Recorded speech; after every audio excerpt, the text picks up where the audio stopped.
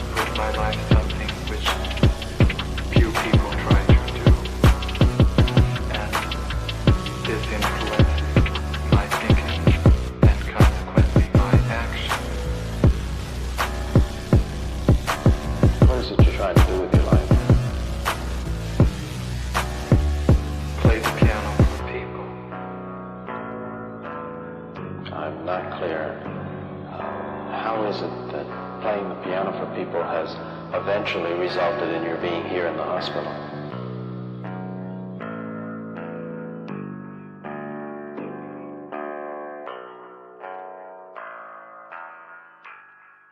That's difficult to answer.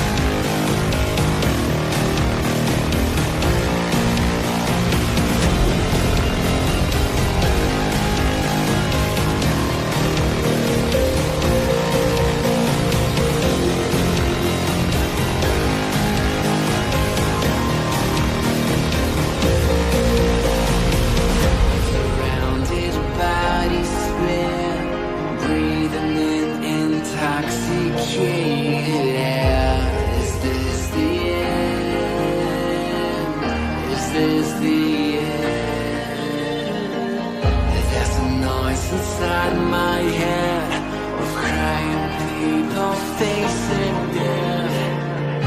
Is this the end? Is this the end? Oh, I'm burning in the stone.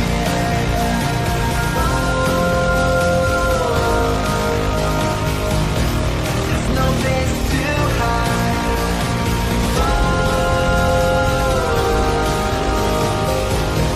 I'm burning in the stone.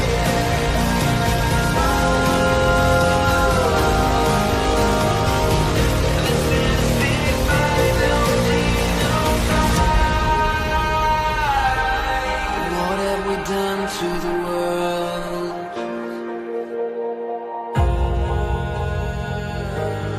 What have we done to the world?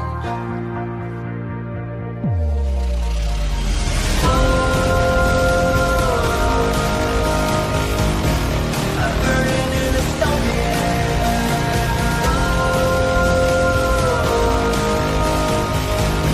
There's no place to hide.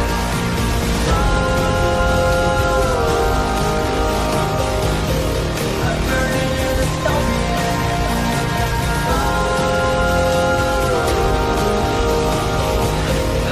This is the final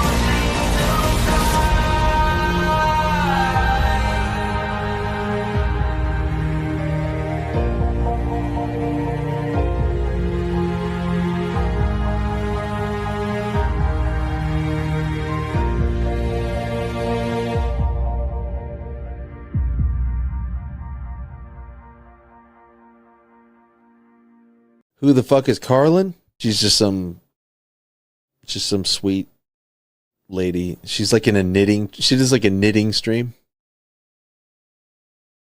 She's like a knitting YouTuber. She does knitting. Can we grow up a little bit and Alt not Girl be sent $200. retarded? Have you Please. seen the work of Karlyn Borysenko? Anti-commie cult leader and is obsessed with looking at what actual far-left communists are talking about and organizing today, infiltrating them. They infiltrated the universities, schools, media. She has the receipts to back it up. Primary source evidence. Infestation is dire and she calls Republicans idiots eating slop. Agree. Thank you for the big super chat. Yeah, oh, I know Karlyn B. She's solid. She's funny. I The like great her. noticer sent $200. Literally. So not it's, Ian. it's not because Yeah. I haven't dangled my junk into the combat zone on purpose to get some camera footage, but that's the big part of what's the Is problem. that what you call reporting? Go and live under, if streaming? you're going to do it, Yeah, go seriously. undercover. Otherwise you're wearing a hunk of meat in a lion's den. Nick Shirley, I love you. Take care of yourself, man. Karlyn Borysenko went undercover. Do stuff like that. Like if you want to expose this thing, don't pariah, But please. Ian, here's and I agree with you to an extent.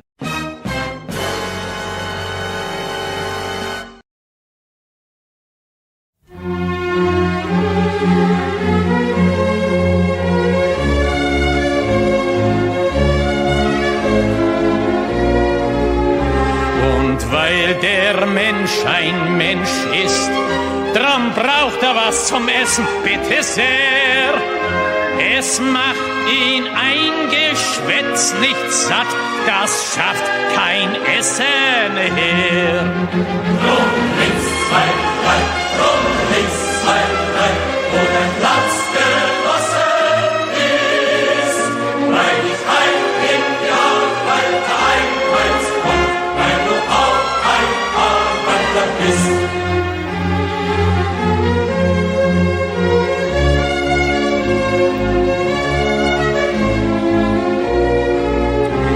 Und weil der Mensch ein Mensch ist, drum hat der Stiefel im Gesicht nicht gern. Er will unter sich keinen Sklaven sehen und über sich keinen Herrn. Drum links, zwei, drei, drum links, zwei, drei, und ein Platz genossen ist, weil ich ein Genial, weil der Einheitsgott, weil du auch ein Arbeiter bist.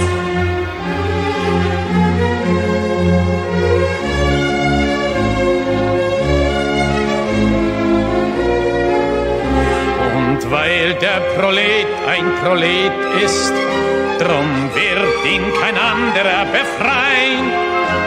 Es kann die Befreiung der Arbeiter nur das Werk der Arbeiter sein. Rum links, 2, 3, rum links, 2, 3, und ein Platzgenosse ist. Weil dich heim in die Arbeiter-Einheitsfront, weil du auch ein Arbeiter bist.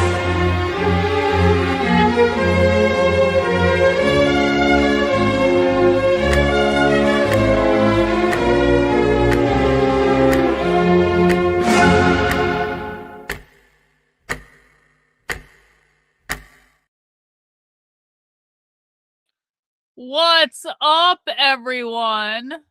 What's up? What's going on? Has anything eventful happened today? Has anything eventful happened today at all? I don't know, maybe like a mass protest with approximately 7 million people going? Now, I don't know. Maybe it's just me. Maybe it's just me. I kind of think 7 million people at a protest is a pretty big fucking protest. Tied for the largest single day protest in American history. And so for me, when I was in a massive crowd for several hours today. I spent about 3 hours on the Common in Boston. I walked around other places too, but most of the stuff was going on in the Boston Common. I thought it was like at least 100,000 people that were there, but it could have been more. It was a massive fucking sea of people. I haven't been able to watch coverage from around the country yet, but we're going to do some of that today. But it kind of looked like for the big flagship like events, it kind of looked like a massive fuck off sea of people. Now, of course, there were over 3,200 No Kings events across the country. There were always going to be smaller protests. There were always going to be protests where it was literally just going to be a couple people on a street corner. That was always factored in, because they want to have as many events as possible. And in some areas, you just can't get more than a couple people, and that's just the way it goes. But for the larger events, for even the medium-sized events, like the medium-sized events were still pretty impressive. And you would never know that at all if you listen to conservative media. There was, we need to do retard math now. Ugh. We need to now do retard math. Okay. The reason I say we need to do retard math is conservatives and retards on the internet seem to be under the impression that this whole thing has lost momentum and that there were less people there than last time. No. There were 7 million people at the last protest. There were 7 million people again at this protest. It may not have been as many as they wanted, but that was still 7 million people. There was no loss in momentum. They stayed level. And it was still tied for the largest single day protest in American history, you stupid motherfuckers. All over conservative media right now, conservative influencers are going, barely anyone showed up. It was smaller than last time. The left has really lost all their momentum. And I'm just sitting here going,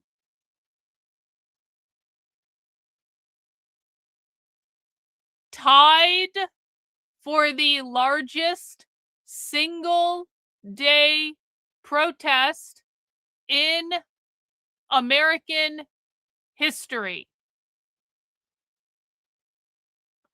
And it has truly reached the point where I really think the influencers are lying to their audiences on purpose. I think the conservative influencers at this point are lying to their audiences on purpose. For the longest time, I literally just thought they were stupid. For the longest time, I literally thought conservative influencers are actually too stupid to understand what's going on, and that is why their audience was misinformed. I just thought they were too fucking dumb. But when you don't understand that 7 million people tied for the largest single day protest in American history is a massive fuck off protest when you literally cannot comprehend that. That's not the I have a hard time believing that many of them are that stupid. I think they're lying, and I think they know they're lying. But you know what? We're going to celebrate Lori for a second because Lori just joined the channel. Thank you, Lori, for becoming a member of my cult. I really do appreciate it. Hey, guys, I've had a really long day, and I'm going to do a lot of downloading today, and we're going to hang out for a while. Can I set an audacious channel membership goal? I know 200 memberships is a lot. I would love to bring in 200 new members of the channel today. I think that would be pretty rad. And to be honest, can I just toot my own horn? We're in Aries season, okay? We are in Aries season. I'm about ready to disavow Jonathan Cho. I mean, honestly, and I like Jonathan Cho as a person. He's a real nice guy. I am like this fucking close with the bullshit that Jonathan Cho has been tweeting. I am almost going to retract my statement that you guys shouldn't go after him.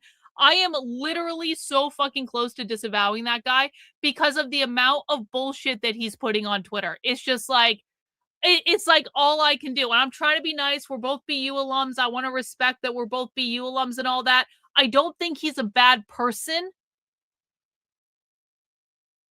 I appreciate the things that he's done with me, but he is fucking lying. He's lying. He's just fucking lying. He's literally fucking lying. And it's just like, you know what, bro? You know what? We know the truth. W's to Cynthia in the chat with 10 channel memberships. W's to Johan with 5 channel memberships. Hey, that's going pretty good so far. Thanks, guys. I appreciate all you are up to 16. So, I listen, guys, I don't want to toot my own horn here. I don't want to toot my own horn. But I really think I deserve the channel memberships today. I really think this should be a purse day on the stream. What I mean is, I would like to make enough money on the stream today to buy a new handbag. I'm not saying I'm going to buy a new handbag. I'm just saying I would like to if I had the option. W's in the chat, Wes. Thank you so much for the 10 gifted channel memberships. I appreciate it. Because I really think I pulled one off today, guys. I really do.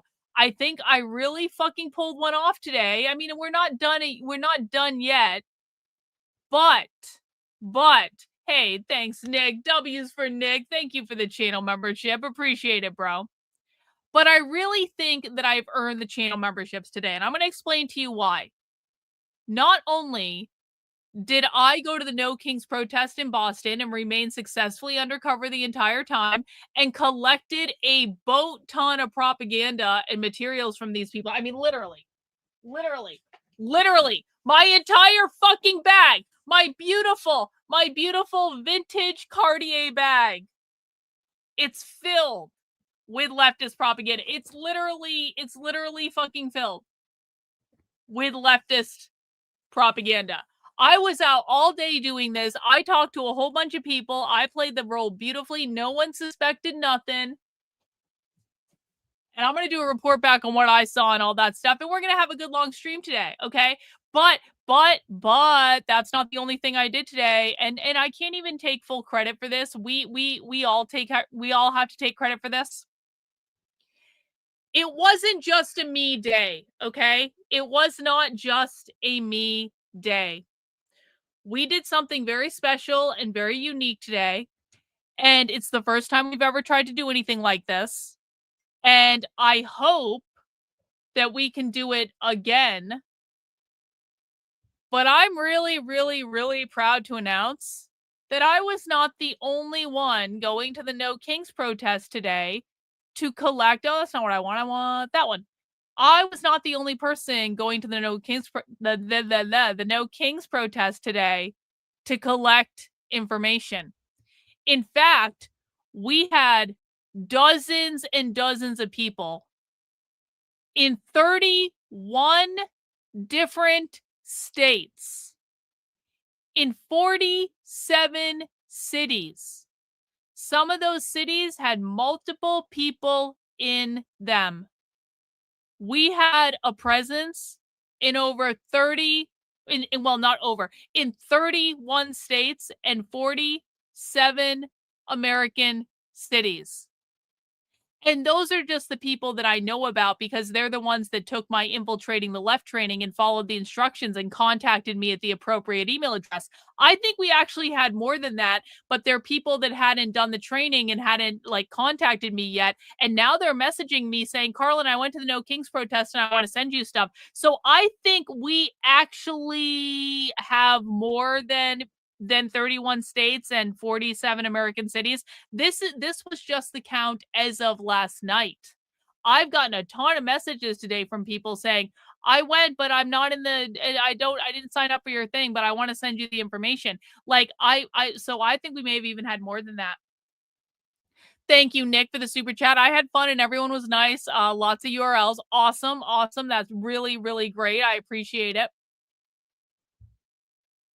I coordinated this effort through my nonprofit, the Center for Left-Wing Studies. The Center for Left-Wing Studies is dedicated to archiving leftist content, researching and analyzing leftist content. And what we're really trying to do is we're trying to create a map of the modern activist left, to map out all their organizations, to map out where they are around the country.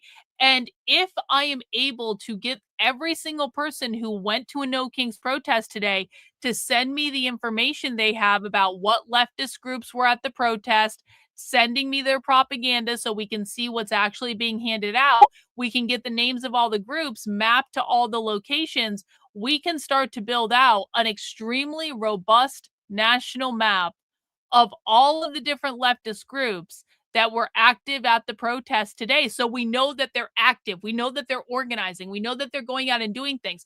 This is not going to be a comprehensive view of the left at this point, but it's a really good place to start because we had these large mass events and we could all go to them and see all these different groups showing up at the events. Now, some of the groups show up in an official capacity, and you can find that information on their website. A lot of people in Boston were showing up in a non-official capacity. So what was going on was, because at least in Boston, and I suspect this is true in some other areas as well, in Boston, they had the No Kings protest on the Boston Common, which is a big public space. Anyone can show up and use the space, right? So they did have official tabling areas and stuff like that where people came and they set up a table, and the Democratic Socialists of America did that, and the Sunrise Movement did that, and all these anti-ICE groups did that. There were a whole bunch of teacher groups there. There were a whole bunch of unions. There were all these different groups that did that. However, the vast majority of far left socialist groups that I talked to today were not set up in an official table at the event. They just came to the Boston Common, set up a couple of tables and some chairs, and handed out stuff. So they were like unofficial attendees at the event. Yo, Survival Raccoon! Thanks so much for the big super chat, bro, or super sticker. I really do appreciate it. That's awesome. Super generous. You rock. So we have to take into consideration when we're doing this type of analysis, not only the groups that are showing up in an official capacity, but especially at the larger events. And I'm going to bet it maybe many of the events. And let me know if you went to an event and you saw this. The vast majority of far leftist groups, including the Revolutionary Communists of America. The Revolutionary Communists of America, this is their newspaper. They literally had at least 3 different locations on the Boston Common. And I know because I made it my business. Like when I was there, I was making it my business to walk around the entire Common, to make sure I saw every single group that was there, to make sure I got like every vantage point of where the Boston Common is fucking huge, by the way. And so I walked around the whole thing.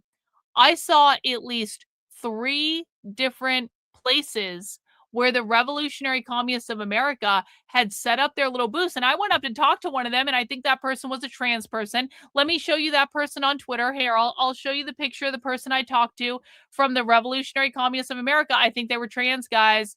I think they were trans. I hang on. I'm pretty sure They were very nice. I'm not saying they were a bad person there, but it was actually so weird because you guys know how when we watch the Revolutionary Communists of America, they always have the same talking points over and over and over again, and they always hit on the same messaging, and it's kind of like a machine. It gets very robotic. This person did that to me. It was all the same Revolutionary Communists of America talking points, like a robot. They must do training on this, teaching people how to hit all the approved talking points in one conversation. So this was the person I talked to, and I gave them $5, and they gave me a Revolutionary Communists of America newspaper. I told you guys you might want to bring some cash because sometimes you can get cool communist shit by giving them $5 in cash. You know what I'm saying? Like, that's, I'll pay that price. Hey, Jules or Julie, thank you. W's for Julie. Thank you so much for the gifted channel memberships. Really appreciate it. So there were a bunch of other leftist groups too. The Resist Fascism, Revcom people were there. They had multiple locations. They had all this big stuff. Socialist Independent Group was there. I recognize them because of their symbol. We see them sometimes on YouTube. Like a Socialist Equality Group was there. Democratic Socialists of America were there. Bunch of different anti-ICE groups, bunch of different immigrant rights groups that are doing these rapid response hotlines. I saw there was one that, like, the main rapid response hotline that's doing the signal groups, like in like Massachusetts. They were absolutely there. They were actually displaying their number on the big jumbotron on the Boston Common. So there were a bunch of far leftist groups there, man, and I got all their shit. I got his. Oh, there's a socialist candidate running for office in Massachusetts, by the way, and he's black, and he has an arrogant gay black campaign manager.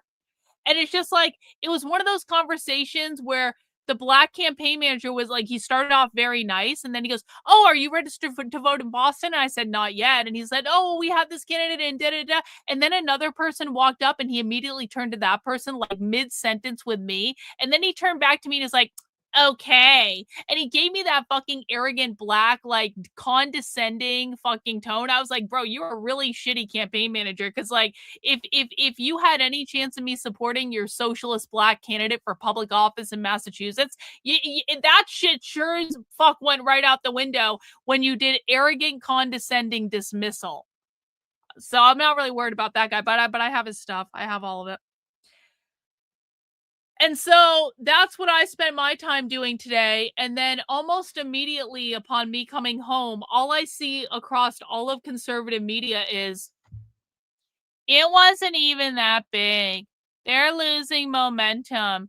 It's all old people. There are old people there. Yeah, that's for sure. But what conservatives don't seem to fucking understand is old people actually vote. So I don't know why the right is taking pride in losing old people. Like, old people vote.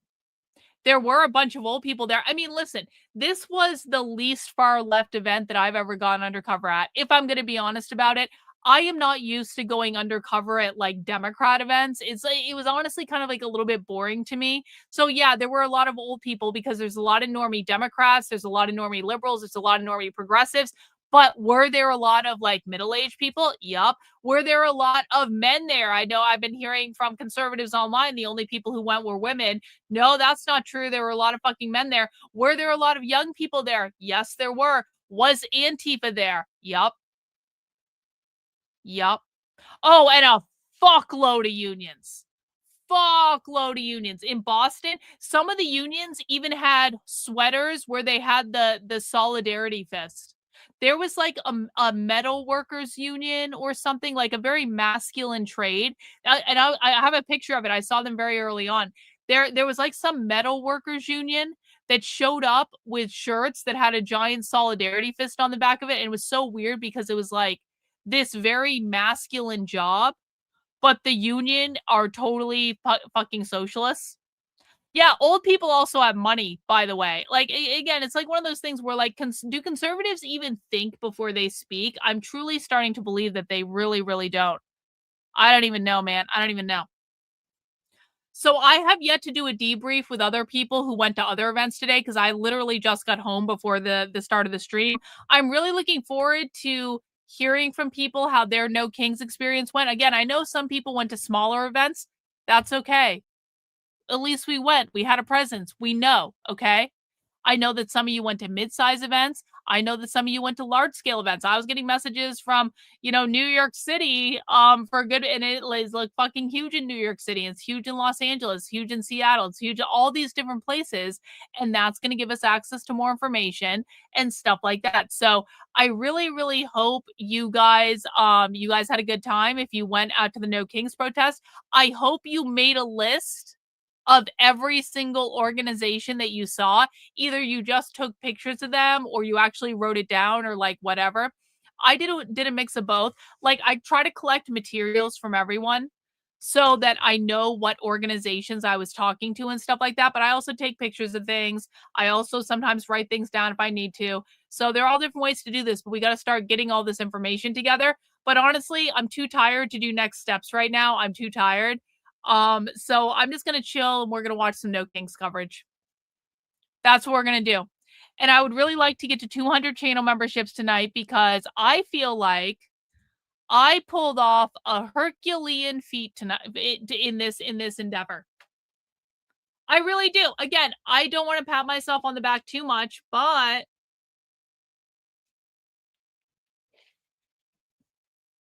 the fact that we had volunteers on the ground in 31 states, in 47 cities across the country. The fact that I did a full training for all those people a week ago, and they actually sat their asses down and watched the training because they wanted to go and do this, and then they actually signed up, and then they actually, hopefully, fingers crossed, went to the event and did the things I asked them to do. I never in a million years thought we would have a presence in 31 states. That is fucking crazy.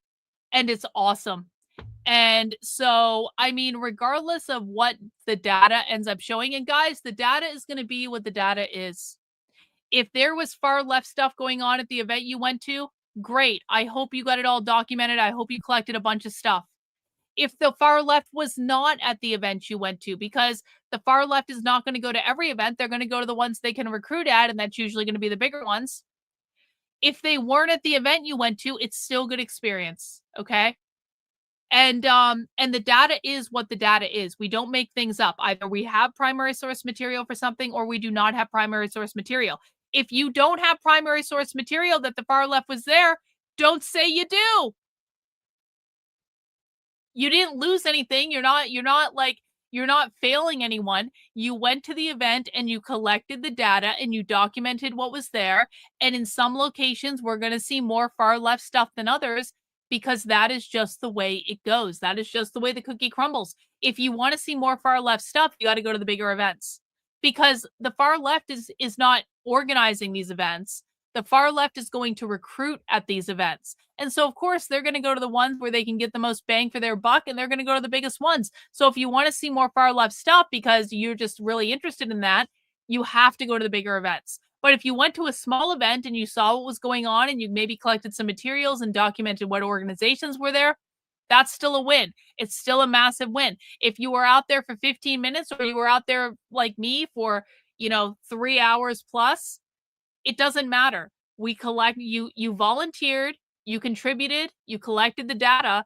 That was really what we want. I never want to be in a position where our community is chasing after only certain data and ignoring other data that doesn't say the things we necessarily wanted to say. We want to have a full holistic view of what's going on that is grounded in reality because reality doesn't fucking lie.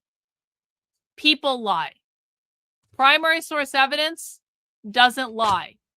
Documents don't lie in terms of this is what the document actually says. Of course, there can be lies in the document, like the document actually tries to convince people things that aren't true.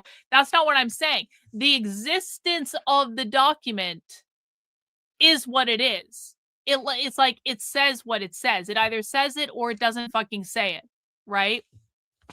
So I feel pretty good about what we did today. Even if nothing else comes out of it, then we got a fuck ton of people to go to a bunch of events and collect information, and we're starting to train people to go undercover and infiltrate the left. And I think that's pretty fucking awesome. I think that's awesome. One of the things I've always wanted to do is have an army of people that are willing to go undercover with the left all over the country, because there are so many in-person events that I would love to have eyes in, and I just can't go to everything, and I'm starting to get recognized when I do. So like I'm now on an enemy's target list of some sort for some groups, and I'm very hyper aware of this. And I need to have a network of people that can go in my stead who are not public on the internet, and I can coordinate and I can give you guys advice and all that stuff. But like I've always wanted to have something like this, and now I feel like we are on our way to having it. And guess what, guys? May Day is a month away. We have 1 month. We have 1 fucking month. Can we get people in all 50 states this time? Can we go from 31 states to people in all 50 states going to a May Day event?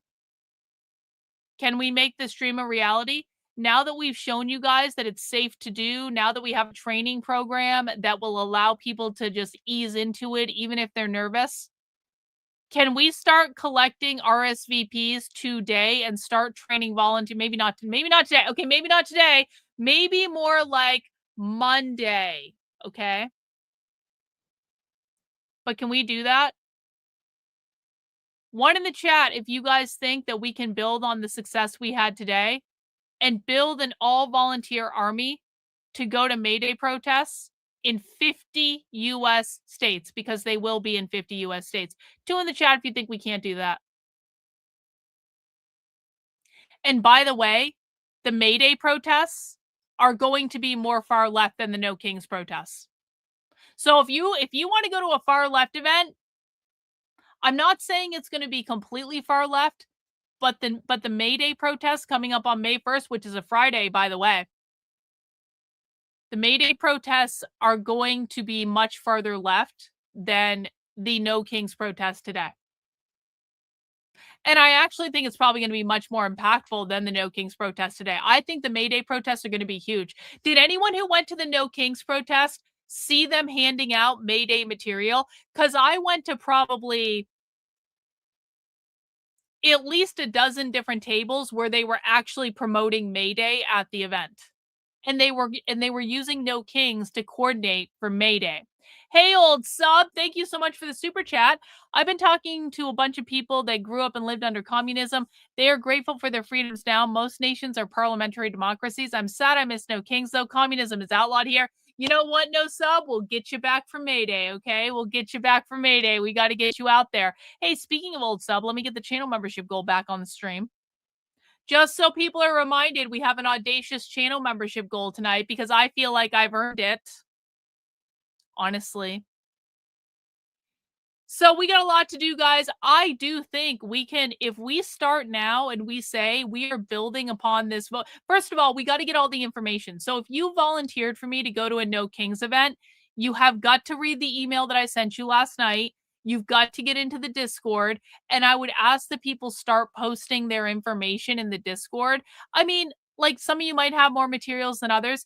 Again, the big things that we are looking for, guys, the big things that we're looking for are the list of the organizations that were at your event and any propaganda that you collected at the event. And you can literally just take a picture with your phone and upload the picture. Just make sure when you're posting stuff that it's very clear what event it was at, so that we know what city it's in, because we're going to have to organize all this stuff by city, because that's part of what we're doing, okay? So if you had volunteered for it, make sure you check your email, get into the Discord. I have verified everyone up to like half an hour ago that had joined the Discord. So if you haven't joined yet, you still can. We're talking about the Center for Left-Wing Studies Discord. That's where we're organizing all of this stuff. And so get in there, post your materials, okay?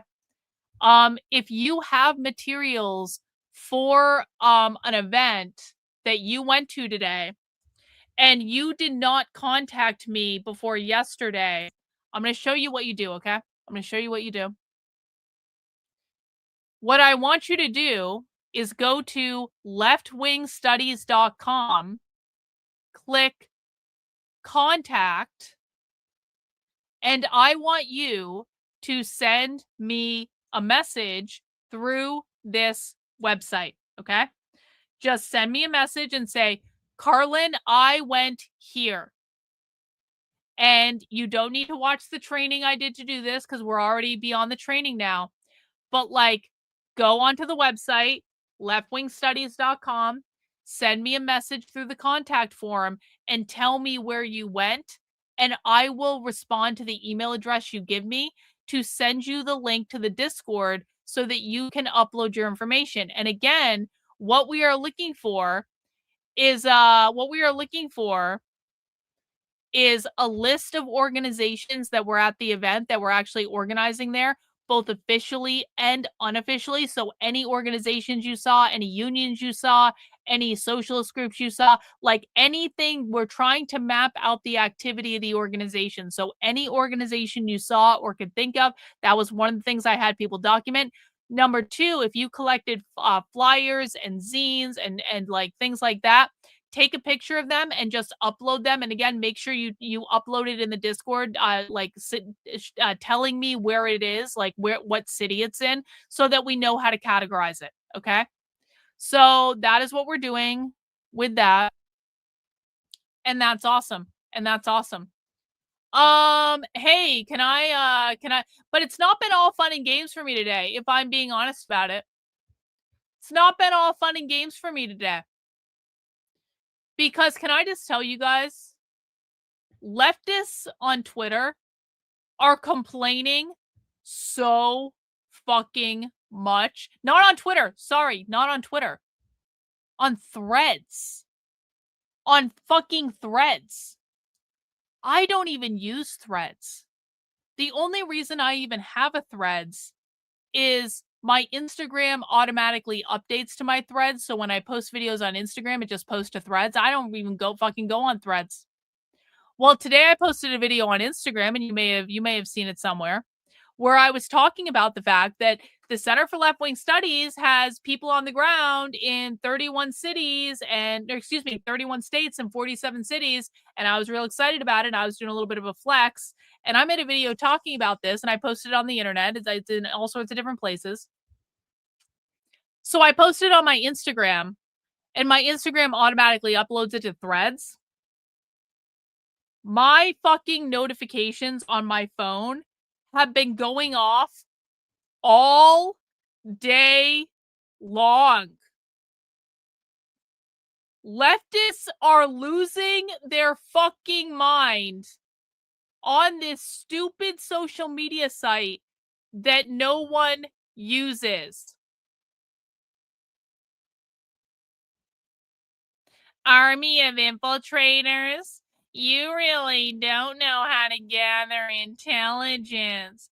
This is what it looks like when a woman says, I would have joined the military, but I'll fill you in on different things from play. Oh, that's a good one. Never mind. I'm doing it in a voice. Every time we try to give you intelligence, you bat it away. I mean, what's going to happen if you get caught? It's not like you're doing something that's life or death. Well, that's funny because I literally had people threaten to beat the shit out of me in the comments too. Maybe we'll see some of those. That's a conservative retard. If I wanted your opinion, I'd ask your husband.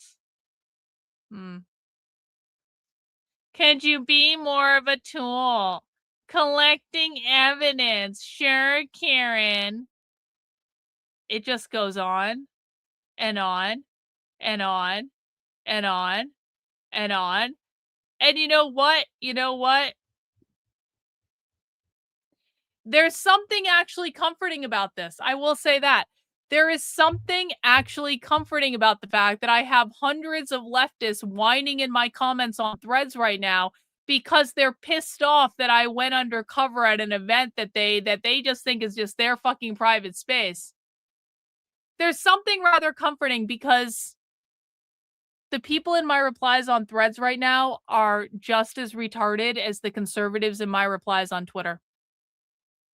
The people in my replies on Threads right now are literally just as retarded. They are just as stupid. They are just as toxic as the conservative retards in my replies on Twitter.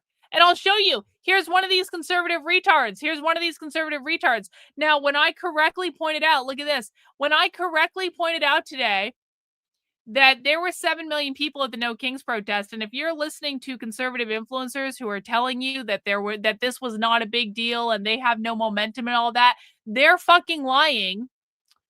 Well, let me show you the conservative response to that.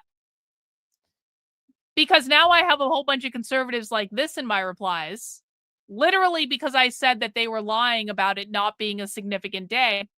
The conservative response to reality is, you are a fat whore, nobody cares, you're utterly worthless, cum stain.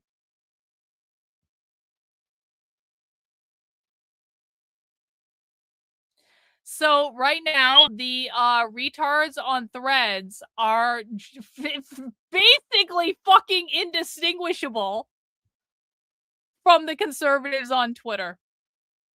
And there's something deeply comforting about that. But let's talk about Hans. Hans, it was the W20 gifted channel memberships, bro. Thank you so much. I really appreciate it. I really appreciate it. I really, really appreciate it. So that's been my day, and this is the type of stuff that I do for you guys. This is the type of stuff that I put myself through. I go undercover with the far left and coordinate volunteers to go undercover with the left to collect intelligence so that we know what the left is doing, we know what they're planning, we know what their next step is. We are able to predict the left months and months and months ahead of anyone in conservative media. We are so far beyond them, it's not even funny. And the reason that is because I go undercover at these events. I train people how to go undercover at these events. We collect on-the-ground intelligence. We only use primary sources. We are constantly watching and monitoring these groups.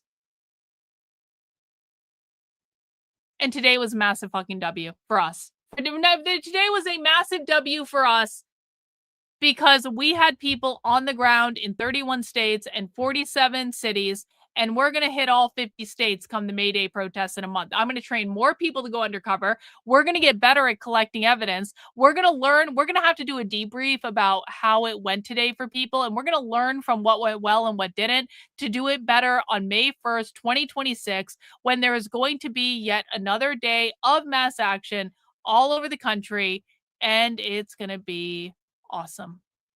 It's going to be awesome. Do you guys want to watch some coverage from No Kings today? You guys want to do that? So,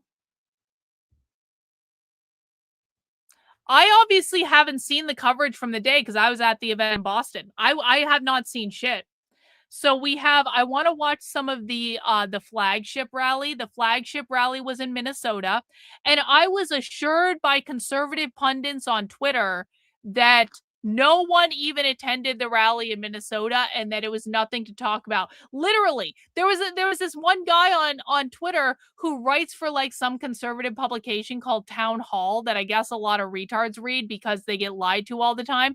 This guy literally wrote on Twitter, I drove by the Minnesota protest and there was almost no one there. Man, they really lost momentum. Okay.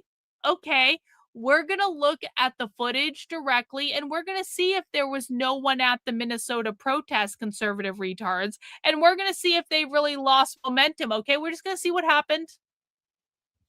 We will compare it with your bullshit story later.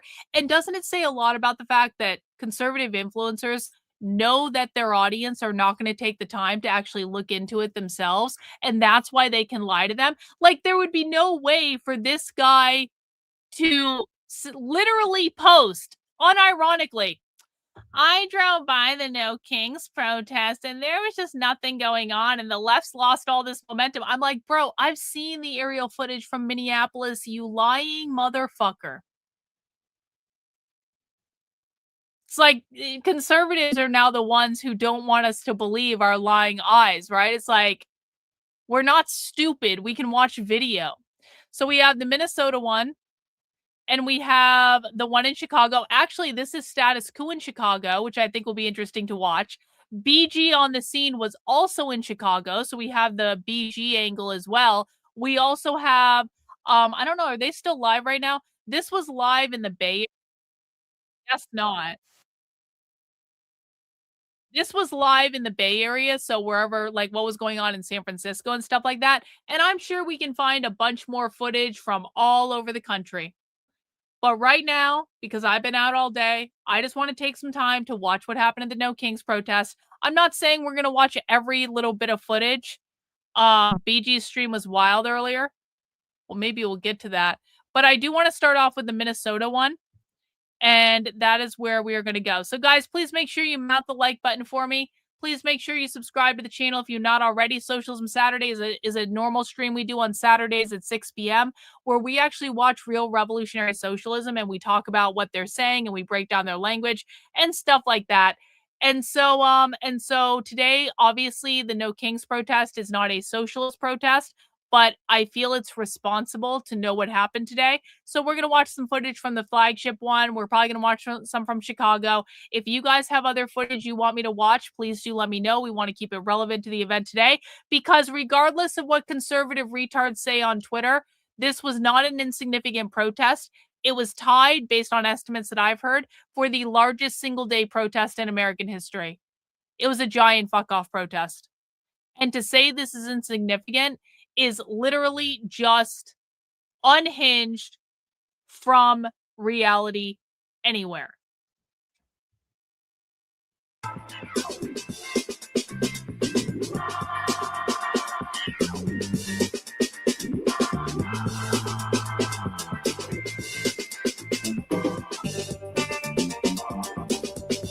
Fast forward a little bit. I want to get to some action. This doesn't look insignificant to me. Does this look insignificant to you guys? It doesn't look insignificant to me.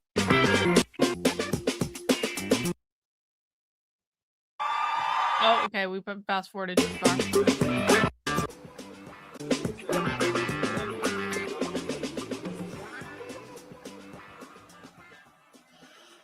Welcome to Twin Cities. Are you ready?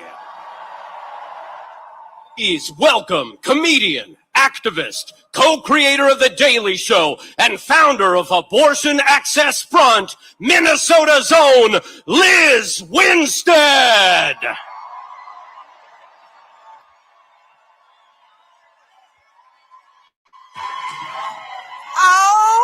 Hey guys, just so you know, if you're rambling in the chat and having a conversation with yourself that isn't relevant, Victor, I'm just gonna put you in a timeout. If you keep doing it, I'm gonna ban you. It's distracting for other people in the chat. It's fucking weird. There's no reason for you to be having a random conversation with yourself in my chat. Yeah, what exactly does significant? This is a really great question. This is a really great question. What exactly does significant look like to conservatives? Because I'm old enough to remember CPAC from this past week, where most of the fucking chairs at CPAC were empty. So you're telling me conservatives can't even recruit 1,000 conservatives to come to their big flagship event? But it's insignificant that the left held 3,200 events nationwide with over 7 million people attending. Conservatives couldn't even get 3,000 people at CPAC. The big conservative event. They couldn't even get 3,000 people at CPAC. The left is holding 3,000 events, not people, events, all over the country to the tune of 7 million people. And conservatives want to shit on it? I'm sorry. You assholes can't even get your people to come to your events. This is not insignificant, and it's certainly not insignificant with the pitiful fucking showing that CPAC had this week.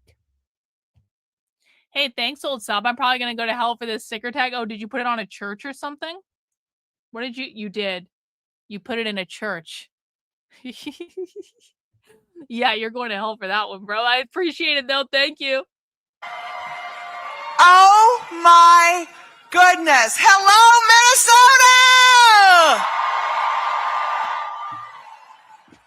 You know how to show up and show out. Are you so proud of yourselves? Please take a moment to be proud of yourselves, because we are here to do a lot of things today, to celebrate our work, to figure out how we continue to work, and then to be celebrated ourselves. So please, I hope you are ready.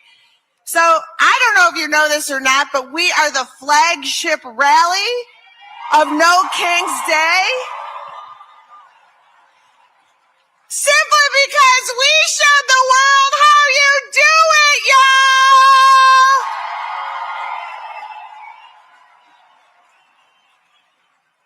Why did they ever think they would mess with Minnesotans? I have no idea. Because we are all from here, know here, have been here. And anybody who is from, look, let's be honest about ourselves. We are not the most welcoming in the best of times when people move here, right? You've had people move here because they got a job at Best Buy, and it's like, it's going to take you about 15 years to actually tell them your middle name. You really want to trust them. So when thugs show up wearing Carhartt, doing bad, we are like, oh, hell no. Goodbye. I want to ask this. For everyone who went to a No Kings protest, did anyone suspect you guys were not on the left? Did you run into anyone that actually suspected that you weren't on the left? I'm really curious about people's experiences. For every person that went to a No Kings protest today, did you run into anyone that that suspected you weren't on the left? No. So what you're saying is, all this preparation, all this work that we've done, all of the training that we've done, every single No Kings protest that we watched, or No Kings event rather, do you guys feel that those all prepared you to go into the real world and go undercover with the left? One in the chat only for the people who went. One in the chat if you feel like all of the preparation and training and workshops and classes that we've done. One in the chat if you feel like that prepared you to go undercover with the left and totally blend in seamlessly because you knew what to expect.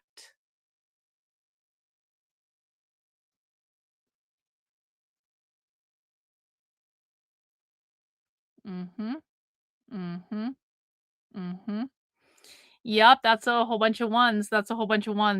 So what you're saying is, I had volunteers on the ground in 31 states and 47 American cities. And in not a single place that we know of yet, not a single person had any idea that you guys were not leftists when you were at the event. I'm going to say again, that's a massive dub for me. That is like, can I get W's in the chat from me for once? I have literally created and crafted a community over the course of years in which I have prepared people to actually go undercover with the left and actually fucking blend in with the left. And when we finally put it into practice by doing a mass exercise where we have people literally going into far left events all over the country, no one suspected any of us. There's not a fucking single person that got called out. Are you shitting me? Old sub! Holy shit, bro! We love you, old sub. We love you. Thank you. Thank you, dubs for old sub as well. Thank you, bro. Dubs for me. Dubs for old sub sailor. Holy shit, bro. Super generous as always. Look at that. Old sub sailor single-handedly getting us halfway across the membership goal. That's what I love. But what I love even more is, honestly, it's a little bizarre, if I'm honest, because Do you guys remember, like, back in, like, early 2022, when I was making all these predictions about what was gonna happen on the right and what was gonna happen on the left, and the right was gonna lose the midterms, and I was getting really into socialism, and I started making all these predictions about what the left was gonna do? Do you guys remember, for people who've been here a long time, do you guys remember back in 2022 when literally everyone thought I was fucking crazy? One in the chat if you guys remember back in 2022 when literally everyone thought I was crazy. Because I was saying things people didn't want to hear. I was like, you guys are going to get fucking slaughtered in the midterms, and the left is doing this, that, and the other, and you have no fucking clue what's coming. Everyone fucking thought I was crazy. And then what happened in 2023, first of all, the right did get slaughtered in the 2022 midterms, and I was right about that. And then all of a sudden in 2023, 2024, 2025, these predictions that I've been saying for years and years and years started to come true. Because I was never crazy, I was just ahead of my time. But I tell this story to say, when all that stuff started happening, when all the predictions that I made that everyone thought I was crazy for, when they actually started coming true, it was almost a surreal experience for me. It was kind of like I know I play the part of an arrogant narcissist, and I can be, okay, don't get it twisted, but also I was genuinely flabbergasted. It was like a oh shit, I was right about that. It was like that kind of reaction. It's like, oh shit, I was right. Like, it was like, because it's like sometimes you just say things because I have an intuition and all this stuff, and then I turn out to be right. It's like, holy shit. And so it's kind of like the same thing with knowing that now the way I train people and the way I teach people, I'm like, holy shit, we can actually create an army of people that can seamlessly go undercover with the left, because now we have a proof of concept. Now we have a fucking proof of concept. We know it works. We know we just had dozens of people go undercover at No Kings protests all over the country, talking to far leftist groups, collecting far left stuff, and not a single person was suspected because you guys know how to talk their language and you know what to expect when you're in these environments. I'm like, holy shit, I can't believe that actually worked. I cannot believe that actually happened, but that's fucking awesome. Yo, W's in the chat. It's Mr. Doctor. Thank you for 5 channel memberships. I really appreciate it, bro. Cynthia, 20 channel memberships, Cynthia. Massive W's, girl. Massive W's. What a fucking legend. Thank you, Cynthia. We appreciate you. Old sub and Cynthia, the king and the queen of the chat. What's that? 25, 27. Look at that. We're cooking, guys. We're cooking with gas. Anyway, let's continue.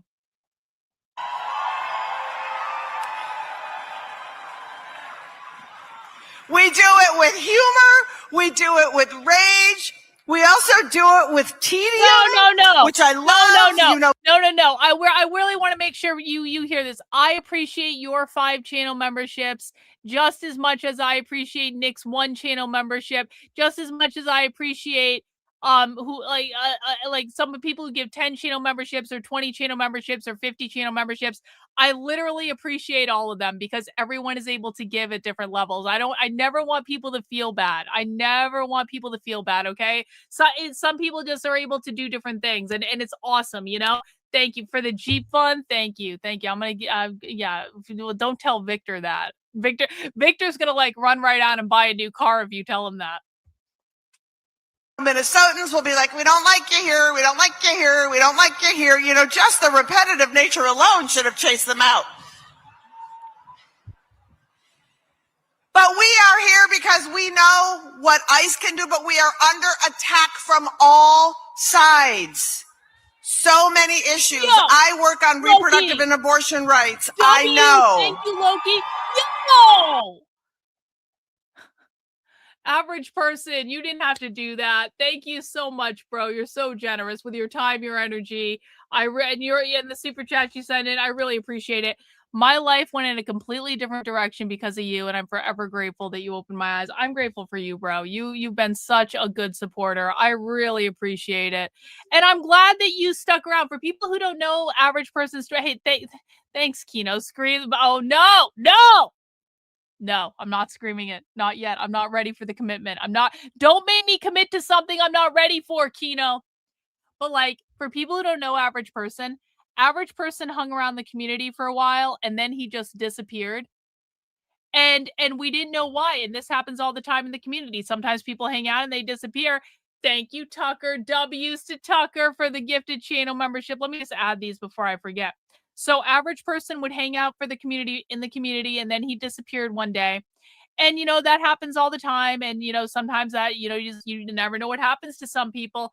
And then he came back and he was like, okay, I'm ready now. And basically what had happened, and this might happen to other people, which is why I'm telling this story. What had happened, and correct me if I get any of this wrong, is Average Person got basically depressed and blackpilled, and he just didn't want to watch socialist content anymore because it was too depressing and blackpilling.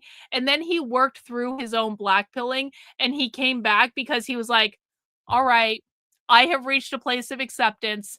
And what a fucking rock star Average Person has been ever since then.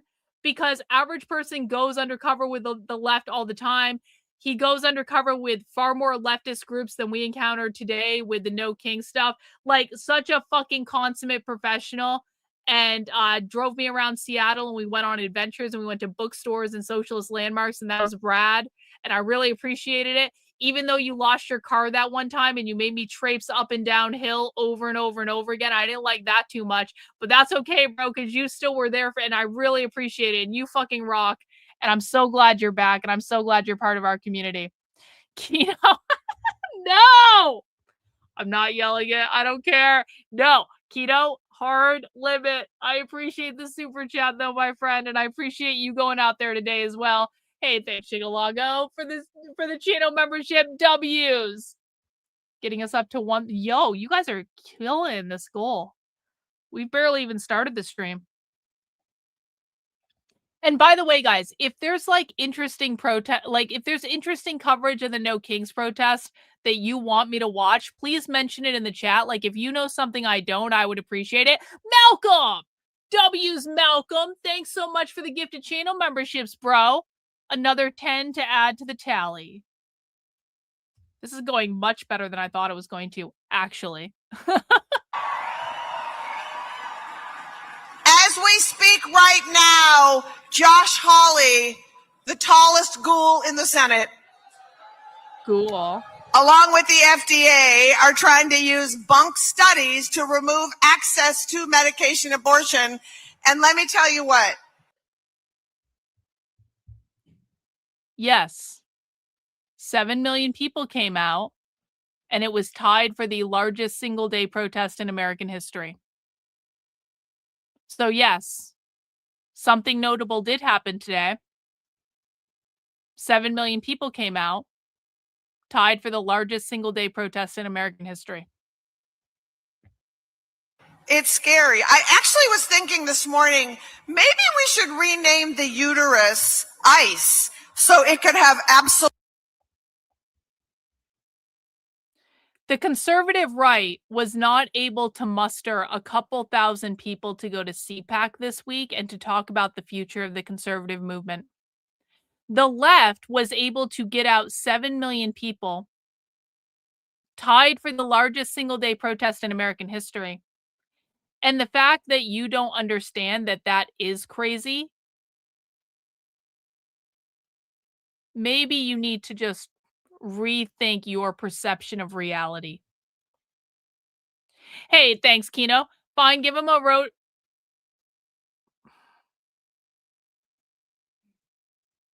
I'll give my husband a blowjob at a time of my choosing, Kino. Thank you. I appreciate it. Thank you. Absolute immunity.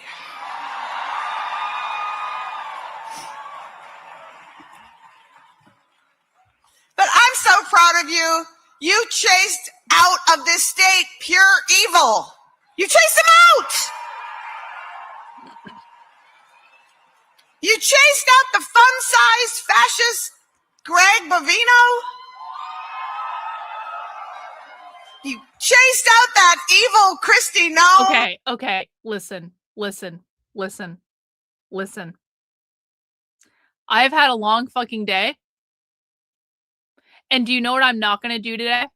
I understand there are new people watching right now. Welcome to new people, but we need to lay a line in the sand, okay?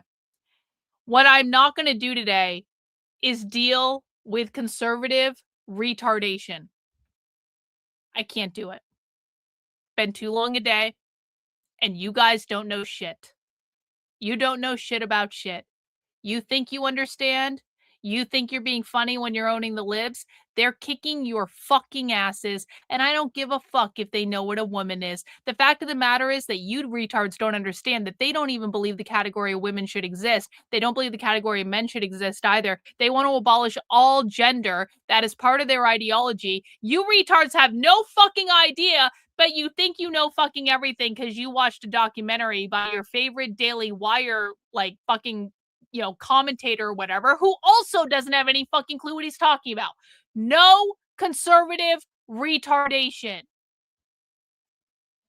I cannot do it. I do not have the patience. Kristi Noem is so evil. I'm starting to think that her dog took his own life. Probably just couldn't true. take it. Is this my future? I need to get out. I'm taking the goat with me. Probably true. All right. I am here simply to introduce some of the finest people I know. People who have worked hard, people who have worked hard organizing here, musicians who are using their art to really fight against fascism. So today's about healing, joy, regenerating to continue to fight the work, and getting marching orders as we move ahead. And so our first marching order, get out your phones. Get out your phones. Because I'm going to say this a couple of times throughout this block. So I want you to text the word vote. I saw one of those flags at the No Kings protest in Boston. To 30319. What that will do is you're going to get plugged into the Election Protection Network, which is so crucial. And they'll call on you to monitor polling places, report voter suppression, and show up when it matters most, because democracy doesn't defend itself, but together we will. So, are you ready for some fun and for some inspiration? Let's get to it. First up, the dynamic chamber ensemble from the incredible Twin Cities Gay Men's Chorus, directed by Gerald Duras, is No, we're not listening to a choir. No choir. They had singing at the Boston event too. I didn't understand. There were so many fucking songs at the Boston event. Hey, chill out. 5 channel memberships, bro. Upgrading. Thank you so much. I really do appreciate that. We are not afraid. We are not afraid. That's a cigarette. Don't worry about it. I would never get high on the internet. I'm a professional streamer. No choir. And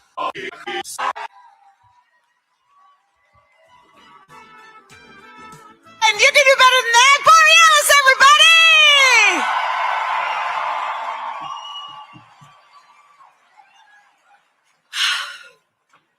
Up next, an incredible duo with a song that has a message that is as old as time and is more important than ever. No, we're not listening to another song. Nope. Fast forward.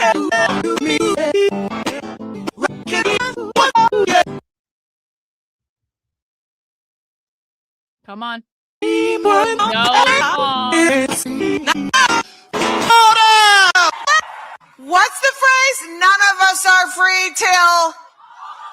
Everyone is free. Once more, none of us are free till. Everyone is free. Once more, none of us are free till. You take direction so well.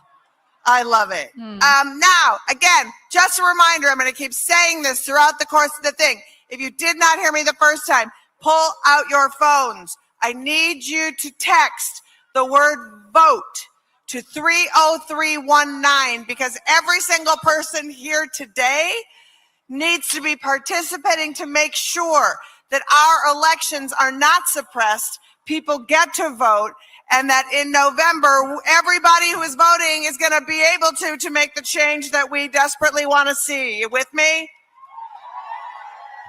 Okay, you have several chances, and then I'm going to say it at the end also. So I really am counting on them getting flooded with texts. I'm depending on you. I trust you. Are you people my friends? Okay, I love that about you.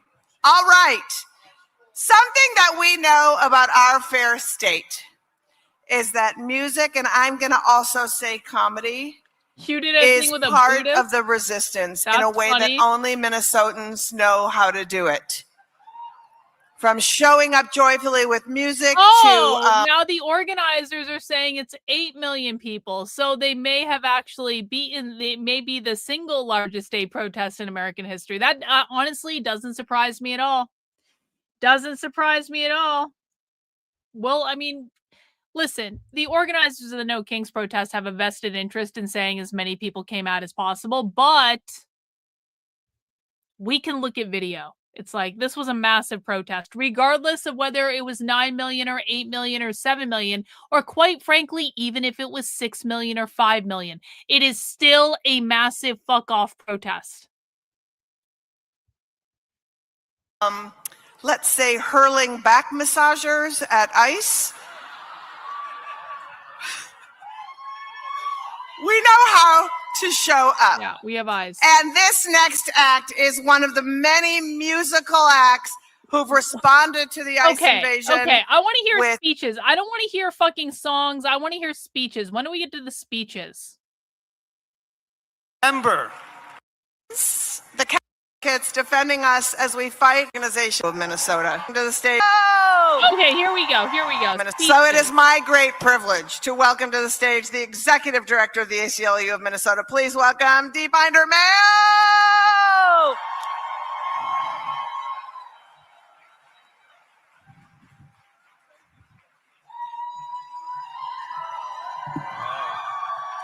Oh, my bag show is on. All right.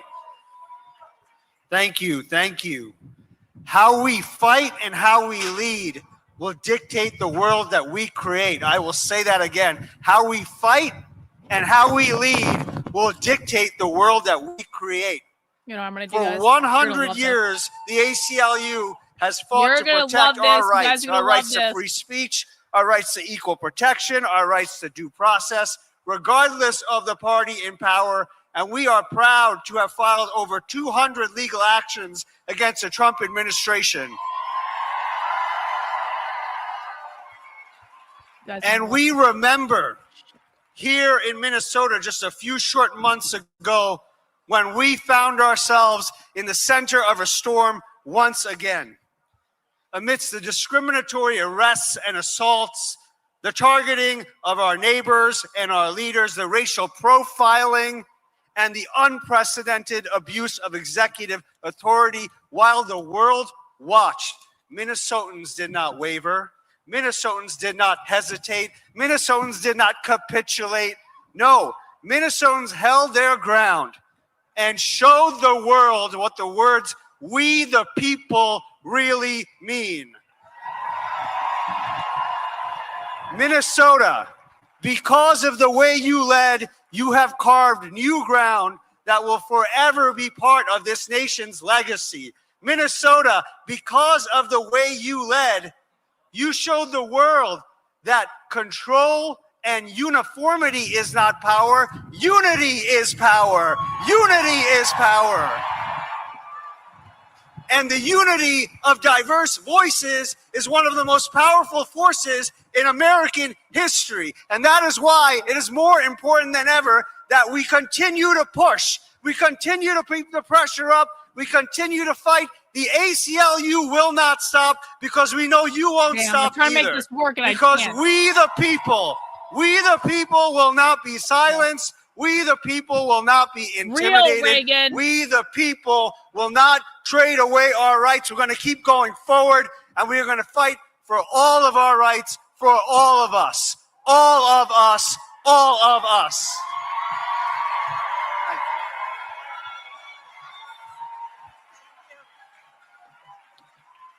Keep it going!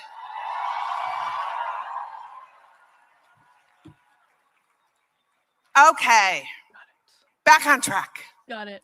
Feeling good. Okay. You guys ready? Our next guest is an Ojibwe poet enrolled at Turtle Mountain Poet! and the inaugural poet laureate of Minneapolis. They hate me.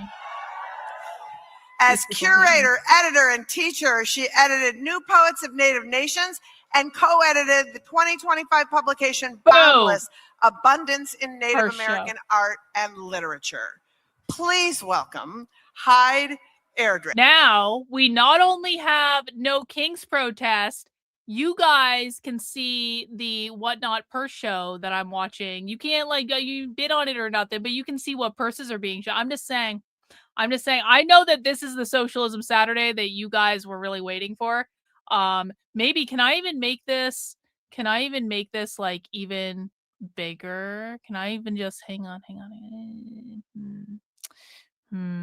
Okay, we're working on the purse stream. We're working on this. We're working on it very diligently. I just want to crop it. Let me make it a square. Hang on. Dang it, it's not working. Fuck. Ooh, that's better. That's better. We're starting. Now we're cooking. Okay. You guys can't see what I see, but update later. There we go.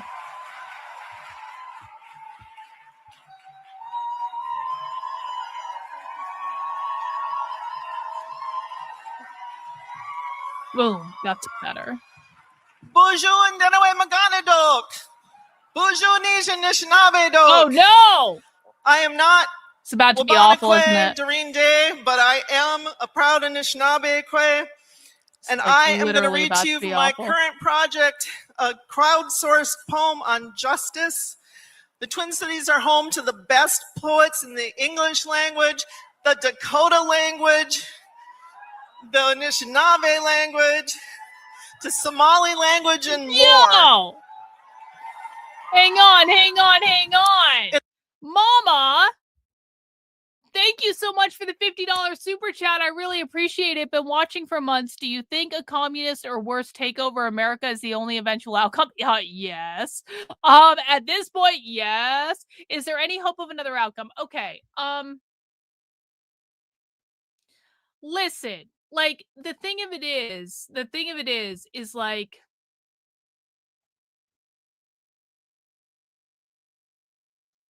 what we will receive is a direct result of our overall contributions to the situation.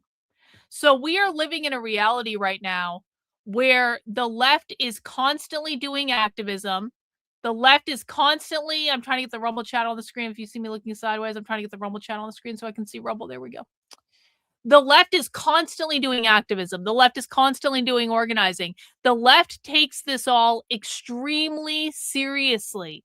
This is their life. This is their identity. This is their reason for being. This is their social community. This is what they think about. This is what they do all the time. They are contributing constant energy to creating a communist revolution in America. And there's more of them than people think. And they are highly effective at what they're doing. That's the left. The right sees what the left is doing and they go, that's stupid. That's dumb. I don't know why they're doing that. They're narcissistic. They don't have jobs. They're lazy. They're stupid.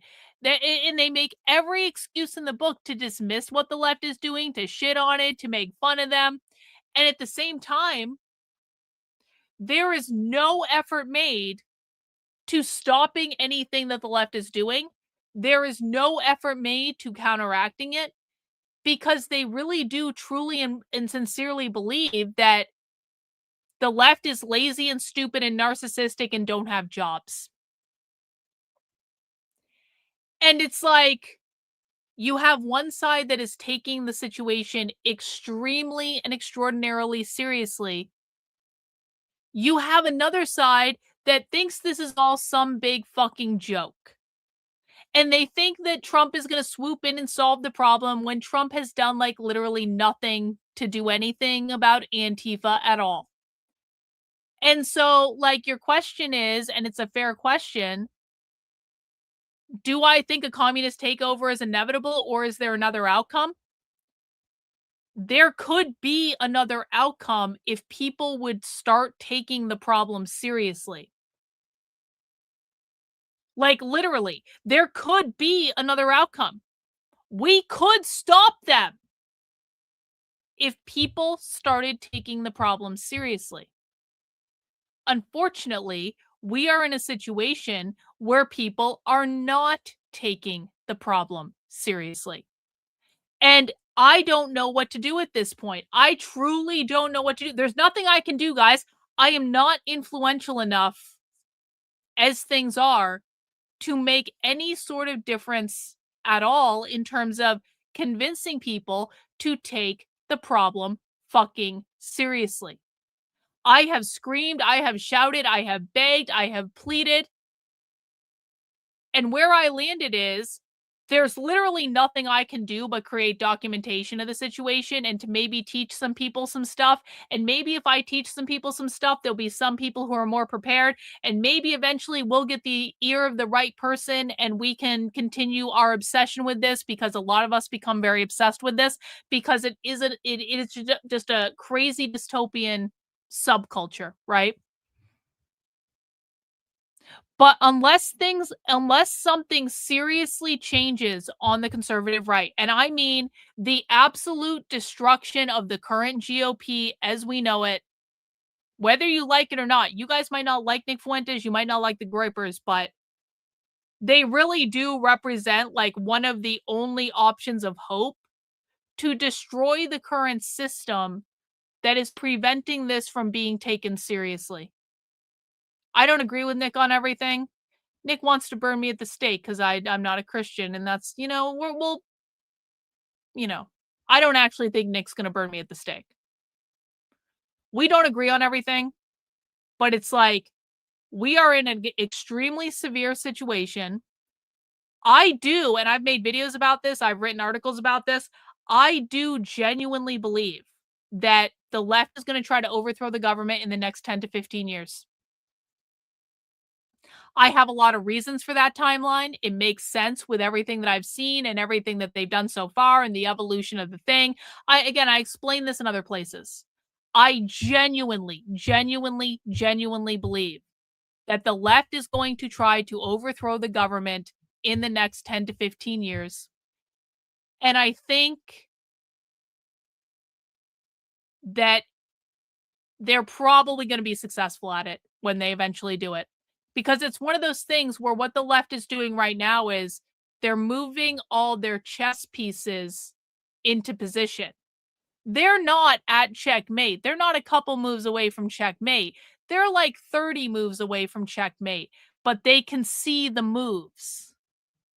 They can see the moves. And they know it. And they're starting to really figure out how badly they're winning. So, could the situation change? Yes, it could. But we have to wake more people up to what's actually going on, and the conservative bullshit establishment needs to end. The lying needs to end. The misinforming of the audiences needs to end. The political bullshit needs to end. I'm not just yelling about this shit on the internet and pissing off every conservative every single time I tell them something they don't want to hear because it makes me happy. Although at this point, with the amount that I've tried to reason with these people and the amount that they have not listened, I don't think normal people would fault me for being a little frustrated with the situation. But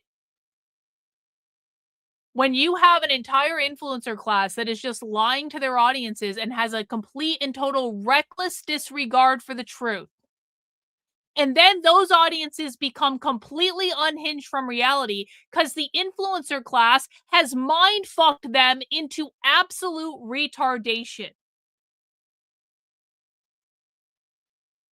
I don't know how we defeat that other than by burning the establishment to the ground, figuratively, not literally. I don't know violence.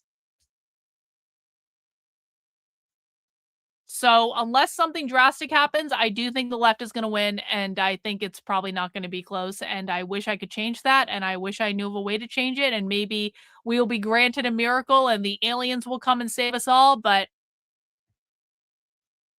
I'm trying. I'm doing my thing. I'm trying. I might be going down someday. I might be getting shot in the back of the head someday when they eventually come for me. And believe me, I'm under no illusion that that might not happen. Like, I absolutely and fully expect one day when the left wins and they overthrow the government, they're going to show up and shoot me. Like, I absolutely expect that, to be honest. But at least I'm going to try. I don't know. I'm going to go down swinging. In the past months, poets here have spoken truth to power. And like so many of us, poets pack boxes of groceries, give rides, cover rent. Maybe a few of us threw dildos at the Whipple building. Oh! Poets have protected and observed and shared their words to raise funds. One poet stood up and was struck down. Hold steady. The words of poets are marching. I've actually said, Hans, I've actually said that the words I want on my tombstone are, "She tried to tell you." That's what I want on my tombstone. She tried to tell you. And you didn't fucking listen, you retards. Okay, maybe we can leave that last part out.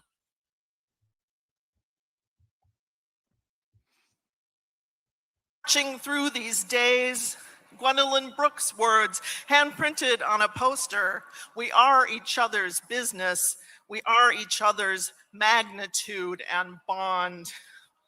Found that day, our collective breath made a cloud in sub-zero Minneapolis on a march. Pushed to the ground and bound in plastic handcuffs by the soldiers of the state, Lakota poet and activist John Trudell's words march from 1981 through me to you. Little did they understand, he said, squatting down on the ground, they placed me with my power. The words of poets are marching with us in these days, and the crushing beat of a poet's silence. And guys, just so you know, if there's a live stream of protest coverage, I can actually bring that up above my head. If there's a live stream of like some sort of protest or riot coverage that's going on, I will be responsible and take whatnot off of the monitor above me, and I will actually put protest coverage on. But you guys gotta tell me if you see that, because I'm not gonna look for it. I'm just like in my own little zone right now. I'm just hanging out with you guys, and we're gonna talk and stuff. But like, if there is actual coverage that is going on that you guys know about, I will be responsible and watch the actual coverage, okay? WOC, I really do appreciate that. Thank you so much for the gifted channel memberships. Guys, look at that. We only have 50 left to go. I know we can hit another 50 channel memberships, guys. I know we can. I believe in you, and I appreciate you. If the communists take over, what about the right-wing communists? There are no right-wing communists. There is no such thing as a right-wing communist. Like, bro, there's no such thing as a liberal Marxist. Like, there. Oh my God. Oh no, you've been listening to too much conservative media. No, bro, there's no such thing as a liberal Marxist. There's no such thing as a conservative Marxist. There's no such thing as a right-wing communist. If the left takes over, you do what they want you to do, or you don't eat. And you get excommunicated from the community, and you have no place to live because they stole your house and your kids.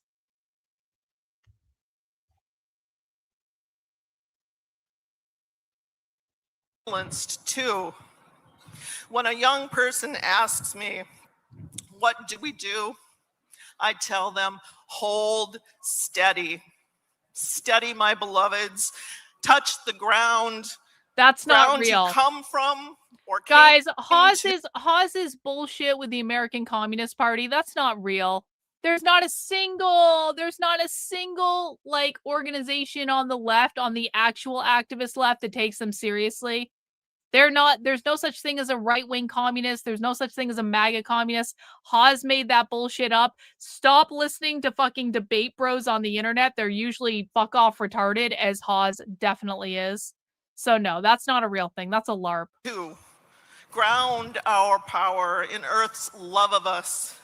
Let her rock us while we hold steady. When we must move, then we must march. March steady until it's just us. That's a pretty bag. Look at that bag. It's This has full been a with poetry service flowers on it. announcement. Is that a Dolce & Gabbana? I think so. That looks like Dolce & Gabbana. It's a pretty bag. Keep it I already going have for a gold Hyde bag, though. Hedrick!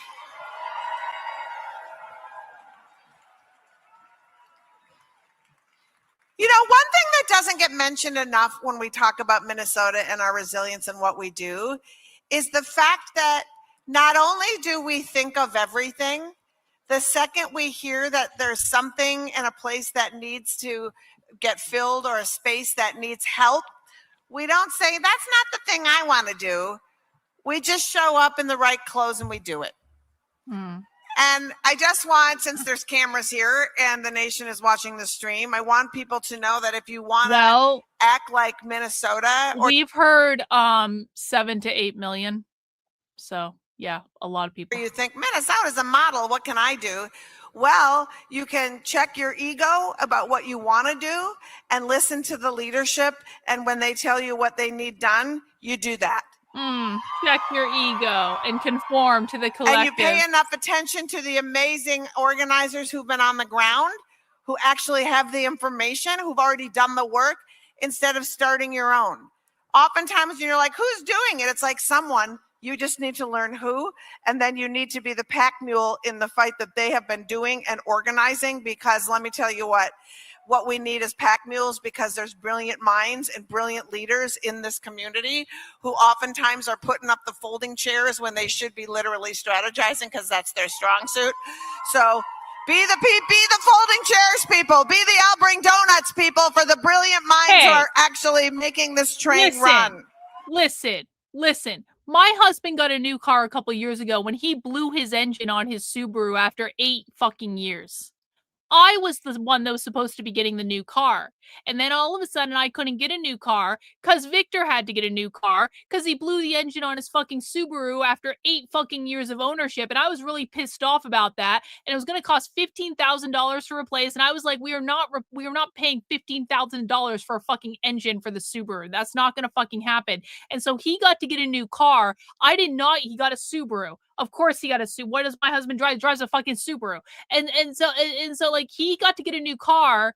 And I occasionally drive his car. I'm not buying him another fucking... He already got his new car. And that new car was supposed to be my new car. And then I had to have an older car. And I don't actually really care. I don't actually really care about my car. Honestly, I don't... Victor cares far more about the car than I do. I'm just saying, he's not getting 2 new cars and I get 0 new cars. The next new car will be mine. And hopefully, God willing, it will be a Jeep Wrangler of my choosing. Because I want a Jeep Wrangler because I think they're fun to drive, all right? Hey, Sith! W's to Sith on Rumble! 5 channel memberships. Appreciate that, bro. You rock. Thank you so much for watching on Rumble.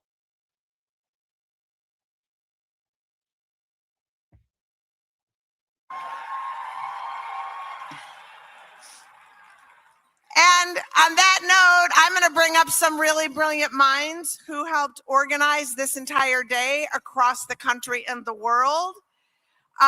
They are tireless humans. Some I have met just recently and I so admire. Some I've met today.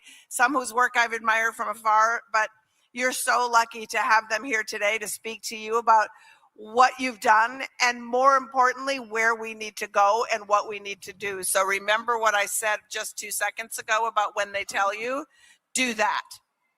Do that thing. So please welcome to the stage the organizers of this incredible movement. Do I know if anyone was undercover in Milwaukee? Yeah, I'm pretty sure there was. You can find the full map. I obviously don't have the things listed, I don't have the the cities listed on there because I was trying to get, but you can find the map on Twitter. I posted on Twitter and you can see where people were undercover at. We were undercover all over the country. It was fucking awesome. Hey, thanks, Bonnie, for joining the cult. I really do appreciate it. You know, your life is over. You're never going to see the world the same way again, but you're going to have friends during the Marxist Revolution. It's going to be awesome. Welcome, welcome to our cult.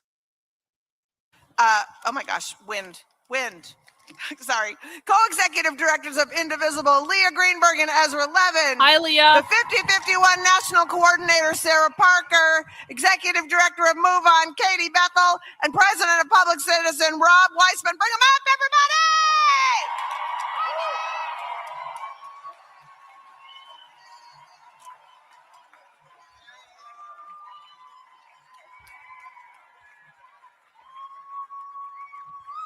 Put that up a little bit. My name is Sarah Parker, and I'm the Executive Director of Voices of Florida Fund and a National Coordinator of 5051.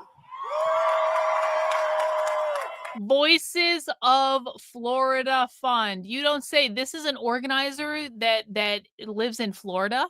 Wow. I am honored to be here among heroes. And I mean you, the locals standing in front of me today.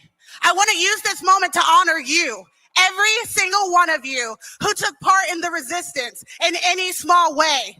You are the heroes in this story. You turned the cameras back on them, and you put your life on the line.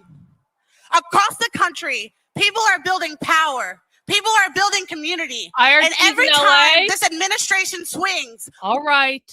I will bring IRT up instead of whatnot. God. Fucking IRT. Why does IRT always have to fuck up my shit? We're enjoying bag time and IRT's in Los Angeles with tear gas. God damn it. God damn it. IRT. All right. There we go. We're going to have protest coverage now. Don't worry about it. We will grow stronger. Every time our neighbors are kidnapped by masked men, we will grow bigger. And every time they think we are losing hope, we will become more determined. We are the linchpin in our democracy.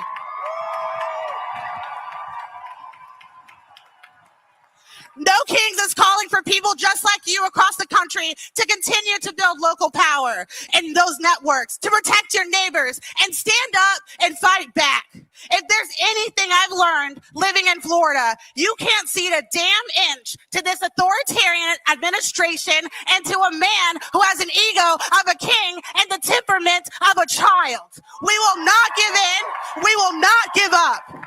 They tried to control the narrative, and we are taking it back. The truth is immutable. We were never the villains in this story. They have always been. We demand accountability. Guys, if something happens with the protest coverage in Los Angeles, we'll bring that up on the main screen. We're watching No Kings coverage from earlier today. It looks like the riot cops are out in Los Angeles, though, and IRT is on the ground for that. So we will bring that up on the main screen if anything actually happens. We demand an end to reckless masked men terrorizing our neighborhoods. We demand an end to abortion bans. We demand justice and peace for our Black, brown, and LGBTQIA communities. And we demand free and fair elections. And right now, we demand an end to this reckless, illegal. Uh-oh. What's that about? What just happened? Where'd the sound go? Where'd the fucking sound go? Did I turn it off? No, it just went off. Where'd the fucking sound go? Congress does not give a penny more to pay for or extend this war.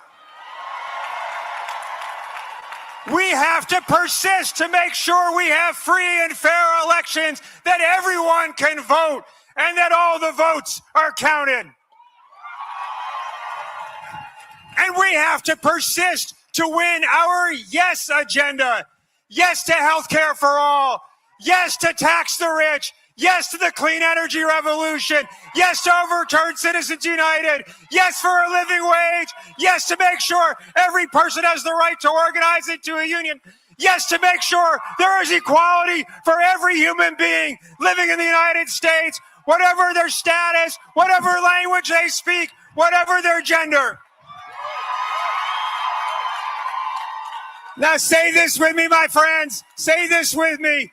No king. The fact that conservative influencers and so-called journalists are looking at this crowd in Minnesota and they're going, "Oh shit, what's going on with IRT? Holy shit, what's going on there? Shit, where did it go?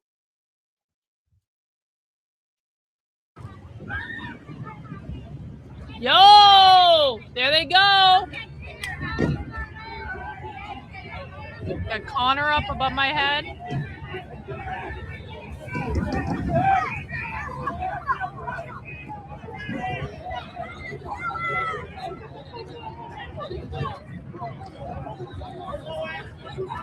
They're making targeted arrests. I miss protest coverage. I'd like protest season to start now.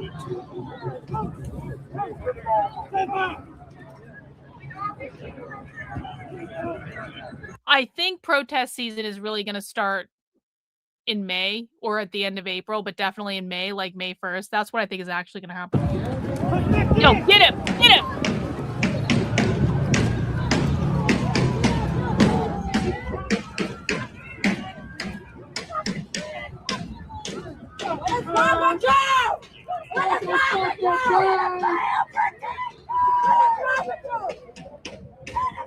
Get all those cops.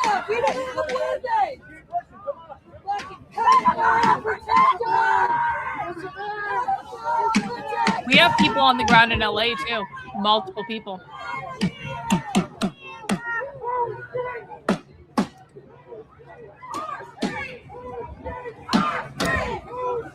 Our streets.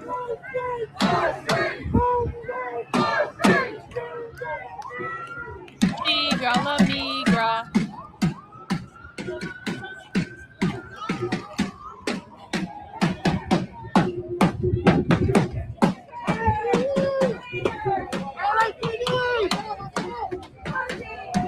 I don't know where this is in LA. Oh, throwing stuff, running away.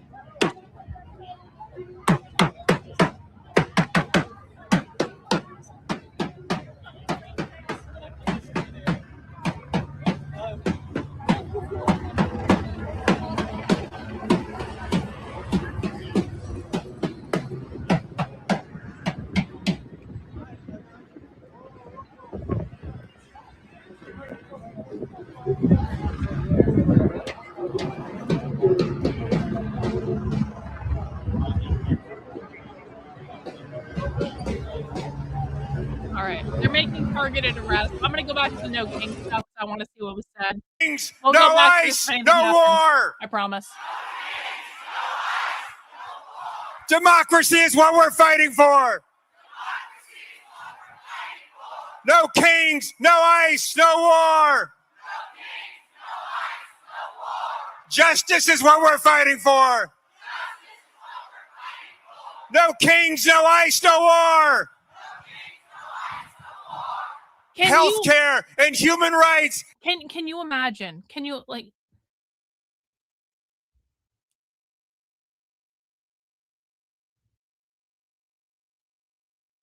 If Donald Trump ever attracted a crowd of this size, and no, Donald Trump has never attracted a crowd of this size. The right would be shouting it from the rooftops. Look at the big crowd. The crowd is huge. The crowd is amazing. This is fucking awesome. Trump is the best. Like, the fact that right-wing, like, so-called journalists are saying with a straight face, I drove by the Minnesota protest and it just wasn't a big deal and they really seem like they've lost momentum. Like,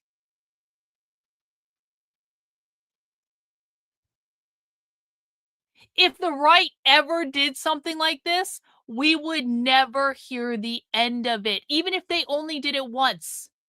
The left has been doing this over and over and over and over and over again.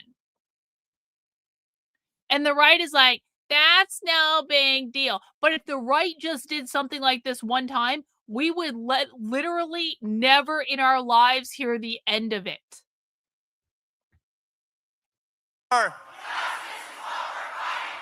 No kings, no ice, no war.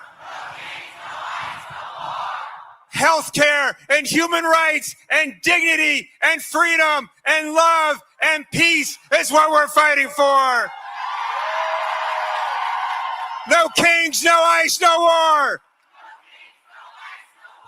No kings, no ice, no war. No kings, no ice, no war.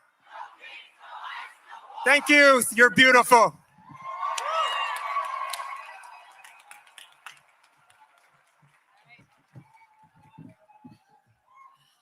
Hi, Minnesota. It is incredible to be here with you today. I'm Leah. Hey, and I'm Leah's husband, Ezra. This is our wedding anniversary. And we are proud to support a movement of thousands of local indivisible groups across the country building power on their home turf, including the incredible groups of Minnesota. Now, today is historic. We are seeing 3,300 protests across every state and congressional district in America standing up to say we have no king. But Minnesota, of all people, you know that it takes more than one day of protest to defeat fascism. It is going to take relentless, determined, creative organizing to protect our neighbors and to stand for our rights. The nation learned that from you. We learned it from every Minnesotan who stood up to protect their neighbors. We learned it from everyone who went out after the shootings, the murders of Alex Preddy and Renee Good, from everyone who came out after the murder of Melissa Hortman to say that fear won't win, hate won't win, that in Minnesota you protect your neighbors and you stand up for democracy. Now, if there is anything we know about would-be dictators, it is that when they start to lose their grip, they get even more dangerous. They escalate, they invade, they attack. Donald Trump is facing down a midterm election that he knows he is going to lose because people hate this Mad King business. Very true, Leah. Very true. Very true. And so what is he going to do? He's going to try to steal it. But he's going to fail because we are going to stop him. That's right. So for the 100,000 Twin Cities residents in the crowd right now, we have an ask to share on behalf of our friends at Indivisible Twin Cities. Text pledge 30319. Text pledge to 30319 to take the Pledge of Resistance with Indivisible Twin Cities and say you're ready to show up and mobilize in the event of election sabotage.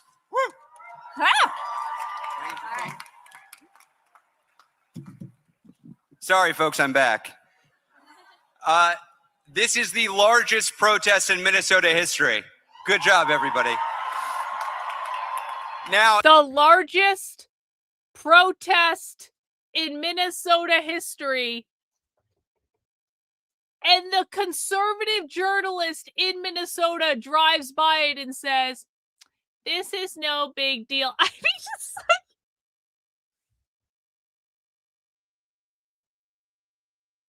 you can't make this shit up, guys. You just...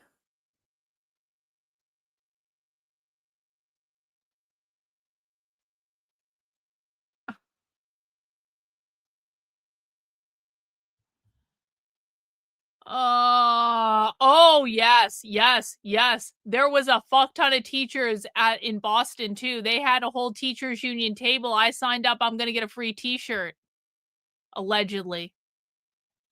if you know anything about Indivisible, we have a real bias towards action. So we're going to give you some actions. Leah just gave you one action for everybody in the Twin Cities. There are millions of people watching now. And for the millions of people around the country, around the globe, we've got to work in concert with the Minnesotans. When Trump tries to sabotage the midterms, We need to match the depth of the organizing that we've seen here in Minnesota with the breadth of the organizing we're seeing all over the world for No Kings 3. So what does that mean? Let's get specific. I want everybody here to put this on your calendar. The next major national action of this movement is not just going to be another protest. It is a tactical escalation. Oh, good. An escalation. It is an economic show of force inspired by Minnesota's own Day of Truth and Action. Here it comes. We all saw this. Thousands of teachers and nurses, community leaders, faith leaders showing up in sub-zero temperatures, showing this state that they were not going to put. He's about to say that May Day, May 1st, 2026 is going to be a mass strike, a mass show of economic force with the specific intent of shutting down the economy. Up with business as usual while a secret police goon squad was murdering Americans in the streets. We need to do that nationally, y'all. We need to do that all over the country. So on May 1st, on May Day, across the country, we are saying no business as usual. No work, no school, no shopping. We're going to show up and say we're putting workers over billionaires and kings. Minnesota, we cannot thank you enough for the courage you've displayed for the. We are going to start organizing this coming week to get even more volunteers on the ground all over the country for May 1st. We're organizing this No Kings thing for a couple weeks, and we got people in 31 states. I think we give us a month of organizing, and we'll do a couple training sessions, and we'll try to reach out to new people and all that bullshit. But we're going to really push this. This is the thing for the next month, guys, just so people are aware in the community. This is the thing for the next month, is ramping up for fucking May Day. Yeah, May Day is going to be awesome. There's a question here from Janet. Thanks, Janet. What do you think they will do if the midterms are compromised? Will they ask? Well, okay, so the thing of it is I talked about this a little bit the other day.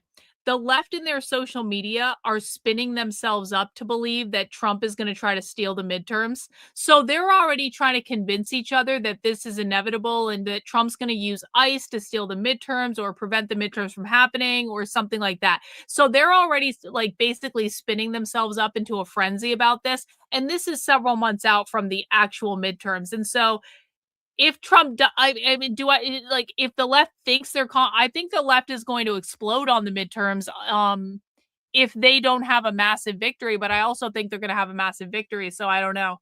I think the left might work themselves up into like such a frenzy that it might almost be like, it might just be inevitable that they're going to do some crazy shit at the midterms. But I guess we'll see. I'm not sure yet, to be honest. Instruction you have given, we are going to build on that courage, on that sacrifice, on that dedication, on that organizing. We are going to demonstrate that regular people are the single greatest threat to fascism in this country. It's up to all of us to walk that path. So say it with me as we heard from Rob. No kings, no ICE, no war. No kings, no ICE, no war. No kings, no ICE, no war. No kings, no ICE, no war. How many kings? How many kings? Damn right. See you May 1st.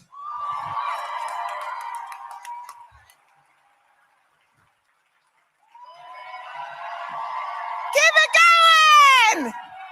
These folks are not messing around.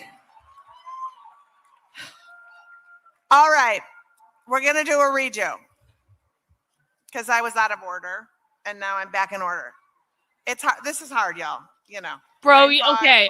Hey, Beans with Bacon, how does the left define capitalism? Let us know in the chat. You will answer this question or I will permanently ban you from the chat. How does the left define capitalism? Please answer in the chat. Give me a break. Now we're going to really... I'm just going to read it again because the importance of this next speaker No. is You're really not talking to incredible. them. No. You're not talking to them. You're talking to me, motherfucker. You're in my fucking classroom. How does the left define capitalism go?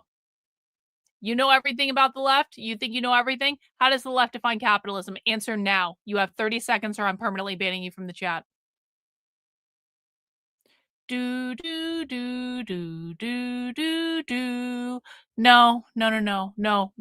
Wrong, retard. Wrong. That's not how the left defines capitalism. I need you to listen very carefully to the question I'm asking you. How does the left define capitalism? Either tell us the answer to this very basic 101 level question or say you don't know. 30 seconds. I restarted it because you gave some sort of semblance of something that acknowledges that you're listening. You didn't answer the question I asked you. No one else answer. This is only Beans with Bacon because Beans with Bacon thinks he knows fucking everything. How does the left define capitalism? 15 seconds. Go.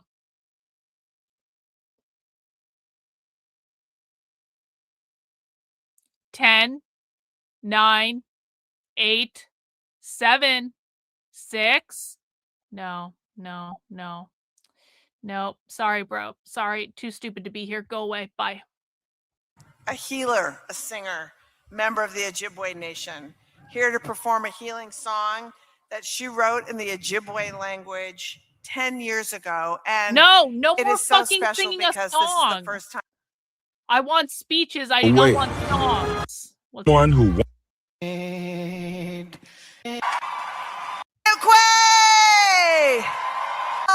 Have another work, but that's propaganda. I'm here to tell you a story about Minnesotans. A story about Renee Nicole Good. Guys, I want you to. A mom I who want wrote you. poems and had sparkles coming out of her pores. Hang on. We are now going to watch a propaganda video that these people have produced and played in Minnesota and God knows where else today. As we are watching this video, I want people to notice how the left is making a myth of this entire situation. They are making it into a cinematic movie. They are taking you on a journey through the experiences of the people. And it doesn't have to relate to what happened in real life, by the way, because they are making a myth. This is like Remember the Titans. This is like Rudy. This is like every fucking inspirational sport. This is like the Yankees back in the day. This is like every inspirational sports thing that has ever happened if you're into sports. This is like Meb Keflezighi winning the 2014 Boston Marathon.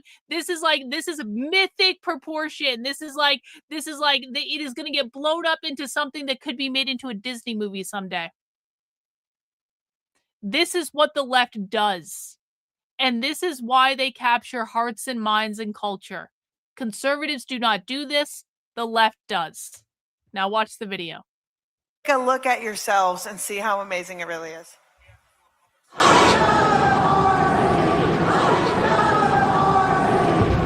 I'm here to tell you a story about Minnesotans.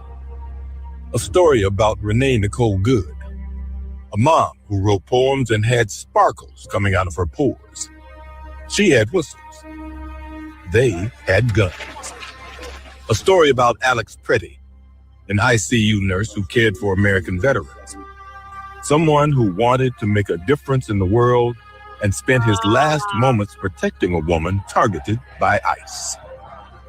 A story about Liam Conejo Ramos and his father, Adrian Conejo Arias, a preschooler with a Spider-Man backpack and a blue bunny hat, and his father, who were only trying to get bring in the horses, the cavalry. A story about all the people nationwide who have died at the hands of ICE. The thousands in Minnesota and across the country who have been hiding in their homes for months, afraid of being taken by ICE. The hundreds of thousands separated from their families, trapped in detention centers, are deported and dreaming of a way back home. Heartbreaking stories meant to exhaust us into submission. But not you, Minnesota. This is a story about a revolution starting in Minnesota. The revolution starting when in your Minnesota. neighbors are being attacked and your communities are being targeted, you don't give up. You don't look away. You don't back down. You showed up, protesting by the thousands, sub-freezing temperatures, delivering groceries to neighbors in hiding, driving friends to doctor's appointments and walking children to school. The heroism of ordinary people doing extraordinary acts of resilience who showed the world what courage looks like. I'm not cold. I'm not afraid. Minnesota taught us to be brave.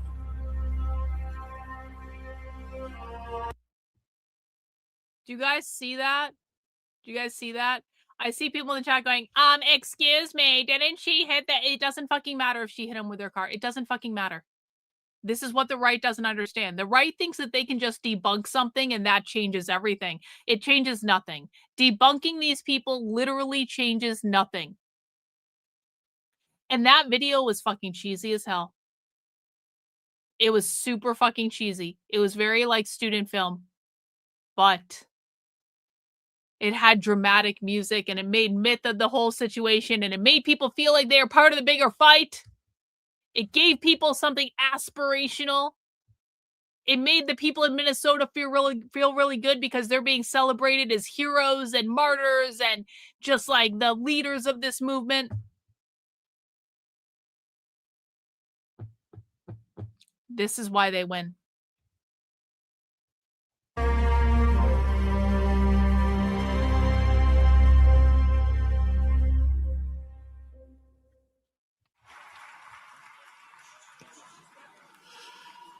May I have your attention for an important public safety announcement? Oh, good. Once again, Minnesotans have shown up. But anytime we have a crowd this large, it is possible for people to become separated. If you have become separated from your family or your group, the place to meet is the Lost and Found area located on Reverend Martin Luther King Boulevard. As you face the Capitol, Reverend Martin Luther King Boulevard is the street to your left. That is where you should go and where you should direct people who are lost. Thank you all for making this a safe event for everyone. Song. And now, are you ready? No song. No song. We do the right thing. Oh, we're having a speech. Oh, it's Ashley. Immigrant. What we're doing will rise. The people will rise. Sing with me. Ashley's singing. The people will rise. The people will rise. I didn't see that coming. The people will rise. It looks like you're mighty risen today. It looks like you're mighty risen today.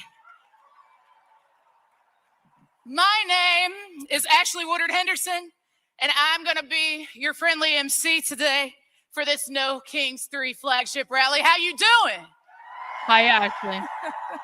Yo, Chilago! Look at this historic moment that Minnesotans built. Appreciate it. Not a moment that happened to Minnesotans, but the moment you built. You built this moment. We are standing miles from where federal agents took the lives of Renee Good and Alex Preddy. We're standing in the shadow of the Capitol where Melissa and Mark Hortman lay in state, murdered the morning of the very first No Kings, because a man with a hit list tried to stop what we're doing right now. We honor them today. And I need you to understand one more fundamental truth about where we're standing. This is not just a rally site, my friends. I know if you look around, you might think it to be. But this isn't just a rally site. This is a place where a wannabe king sent 3,000 federal agents to terrorize your neighbors.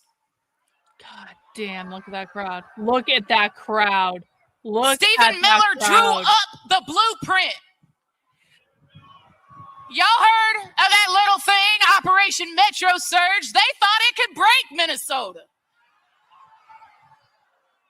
They didn't know Minnesota.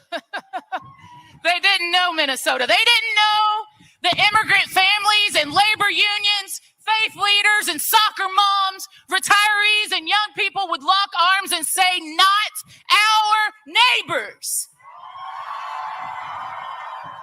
Not our city. Not our state, not here. Y'all, you didn't just resist. You didn't just show up, you organized. You built phone trees and legal clinics. Y'all built sanctuary networks. You showed up in 10 below 0 degree weather. You came out when they had pepper spray and tear gas and bullets. You came back the next day and the day after that and the day after that. And guess what? The whole damn country told them to leave. Mm-hmm. They won and they know it.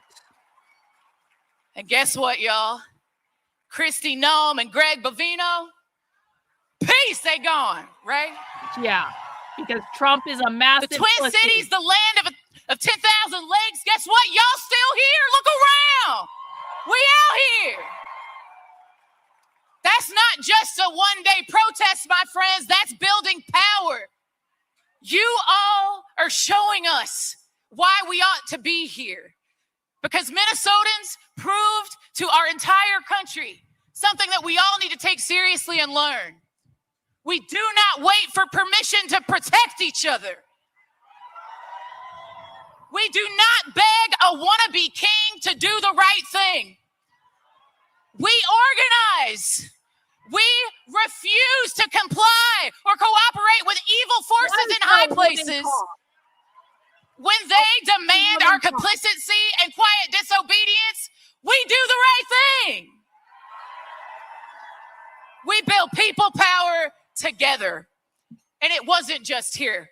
It was Los Angeles and Memphis and Washington, D.C., Chicago, Portland, Charlotte, Denver, Atlanta, Newark, Philadelphia, Seattle, Nashville. It was communities across our country. This administration will not win. They will not win. And we will make it clear as they try to prove to us that they will use force against our people, even when we are peaceful. Across our country, our people have made it clear back. We will not be broken. In June, 5 million people took to the streets. In October, 7 million. Right now, right this second, there are 3,300 No Kings actions happening across 16 countries. That's crazy. Y'all, there are No Kings protests on every continent except for Antarctica. They'll catch up. Let me say this again. Nearly every continent on Earth is with us. They're out there right now because of what you showed them, Minnesota. So today, we celebrate that. Today, we lift up the people who made this moment happen. Today, we sing and we march. Hang on.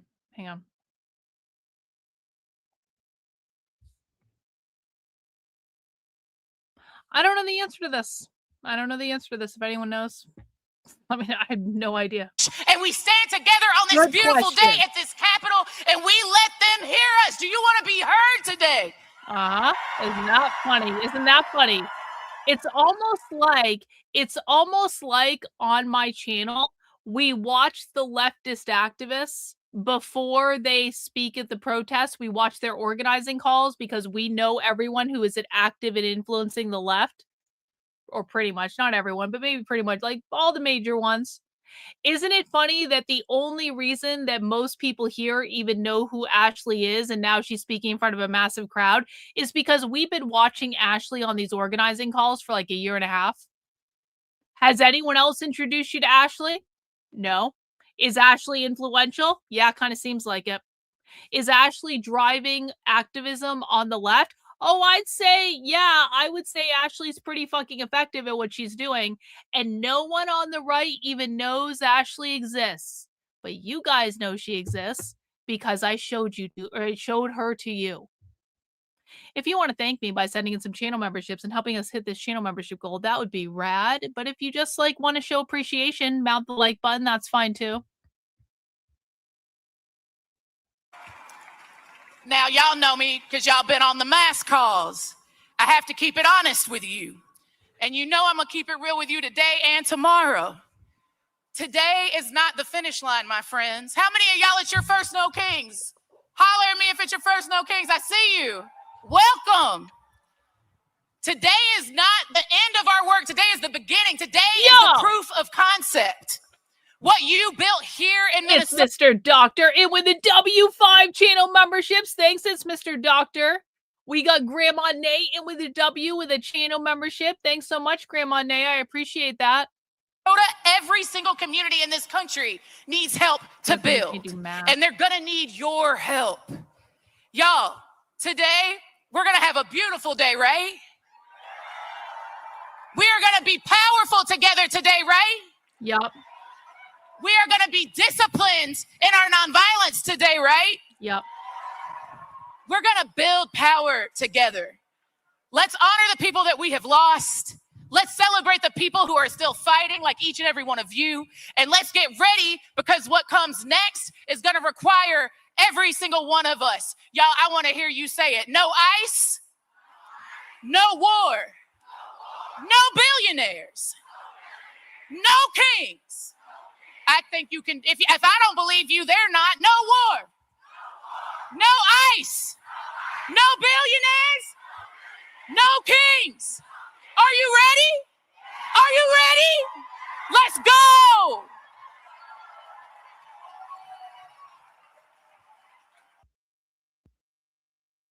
What's that? What the fuck just happened? Please, Imam Makram El Amin and Rabbi Ariel Lekich Rosenberg. Oh, religious. Oh, Rosenberg. Oh, Rabbi Rosenberg. Okay.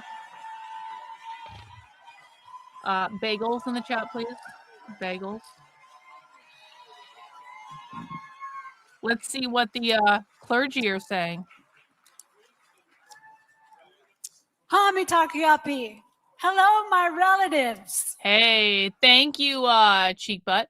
Happy Socialism Saturday. Can't wait to see some of the coverage. Yeah, we're doing pretty good right now. I think we're going to switch over to Chicago in a minute just because I want to get some other coverage, but I want to stick with this. This was a really big deal, so. I'm Petukinde, I'm Petuwan Yukia Kaata Hike. Oh, a land blessing. Okay, I'm sorry. No, we're fast forwarding through this. We're not listening to fucking Indian. I am the co-exec. Hello, Minnesota! I am Minister Janae Bates Amari. I am the co-executive director of Isaiah and Faith in Minnesota in this awesome state. And can I keep it real with you all for a minute? Can I keep it real with you all for a minute? I'm going to talk very, very clearly, fully, and unapologetically. Did they just silence a black queen? Oh, she's back. Who are using something called white Christian nationalism. And right now we are in the Lenten season. We are in the Lenten season. We are getting ready to celebrate tomorrow, Palm Sunday. And on Palm Sunday, there were two processions that happened. There was one that we hear about with Jesus on a donkey, but there was another with Pontius Pilate and Caesar, who declared himself as king, who tried to hold down the people of that time, who tried to tell us that we do not deserve better, who tried to oppress people with cruelty, who tried to tax people and take their wages and use them for things that were not about feeding the hungry, that were not about healing the sick, that were not about caring for the poor, that were not about loving thy neighbor. And that is what we who call ourselves Christians are supposed to do.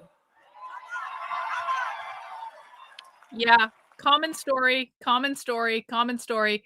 One in the chat if I woke you up to the fact that most conservative media is propaganda and bullshit. Two in the chat if you had that revelation on your own. 3 in the chat if you still believe that conservative media is awesome. 1 in the chat if I woke you up to the fact that a lot of conservative media is bullshit. 2 in the chat if you came to that conclusion on your own. 3 in the chat if you still believe conservative media is awesome. Yeah, you're welcome. You're welcome. And so as thousands of Christians are prepared to come right back here tomorrow at 2:30, right back here at this Capitol, We are coming together to declare that Christians need to stand up right now in this time. My hair's so much. That's right. Christians, especially in Minnesota, and Minnesotans across race and faith have gotten to bear witness something great here. We have witnessed some horror and some terror and some harm and some abductions and some killing, but we've also witnessed what it means to love thy neighbor and to live that sermon out loud. And so my prayer for all of us Minnesotans, and the invocation in this moment, is that we take seriously our responsibility, that it is on us, that we have agency, that we get to decide what liberation is, and there is certainly no king in no White House who will do that for us. So I hope that I get to see many of you right back here tomorrow at 2:30 at this Capitol. But I also hope and pray that we continue to move our feet, because we may have won a battle, but we're going to win the greatest of all time, because Minnesotans are going to be that North Star. Minnesotans are going to be the one that become the light. We are going to be the ones that show this country how a neighbor loves their neighbor. What's going on in LA? Hang on. What's going on over here? What's there seems to be some sort of platform now. What's going on? You know, all of the fucking cops are right here bothering with nonviolent protesters and live in Los Angeles. Right now. Couple different angles, live in Los Angeles. And yet you are here, not protecting the money.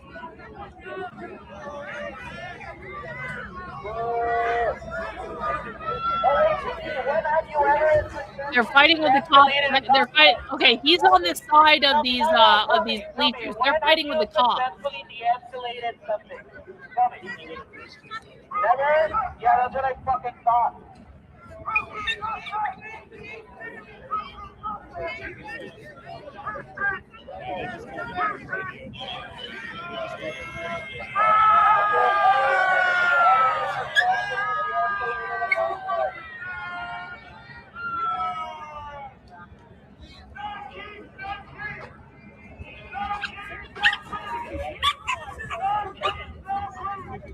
What were they throwing stuff at you for?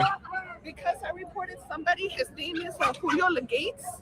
He goes by Gates Gotti 93. He threatened me over Instagram and social media, said he was going to shoot me. So because I reported him to the police, they're upset. They're defending somebody that's out here threatening protesters.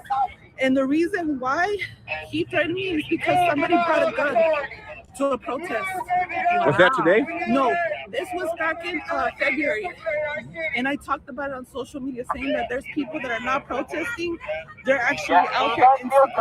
That's the reason why they shoot us. That's the reason why people tear gas, is because people like that. They're instigating. So all I did. So they're pretty much recognized you from a video you made online? Yes, because I told everybody that that guy was threatening me, and that another guy brought a gun. His name is Bernie. You felt tough That's holding the water on you. because you're half my side. But, hey, That's why you had to pull it out, because you felt threatened even though it was just... Yeah, our back probably They does don't hurt. own the streets. It's a public property. It's public, and they could take my flights. I have money to buy more. Like, that's one thing. You know, things. IRT's a big dude, huh? That was IRT on the camera up there.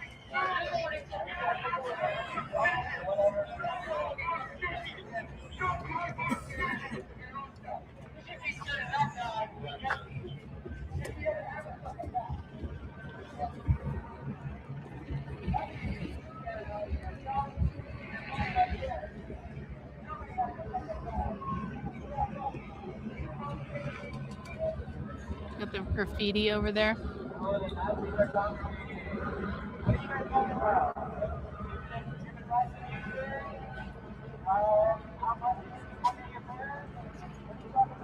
Yeah, Connor on Kick is above my head, and this is IRT in the main.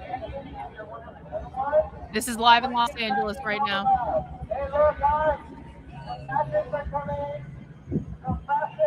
Uh-oh, the fascists.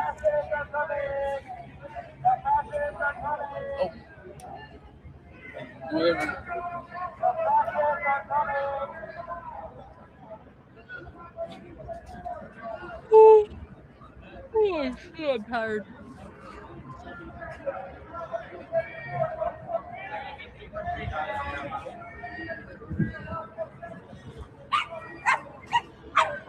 Someone brought a fucking chihuahua.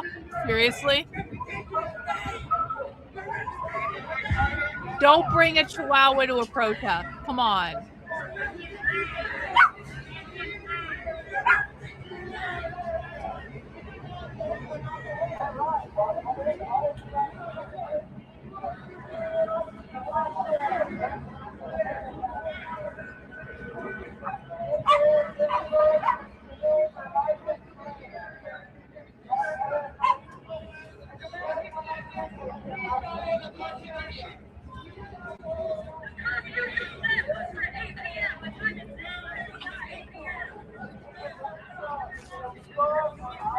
All right, let's go back to No Kings. We'll come back to this if anything happens, promise.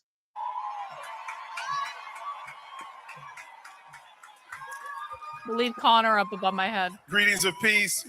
I greet you with the universal greeting of peace. Assalamu alaikum. May God's peace be with you.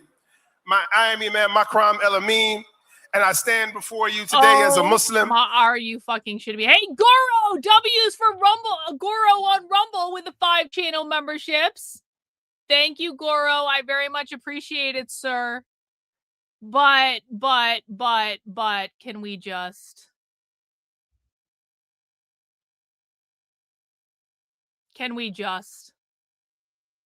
Hey, Travis, do you want to know how I know you listen to conservative retard media?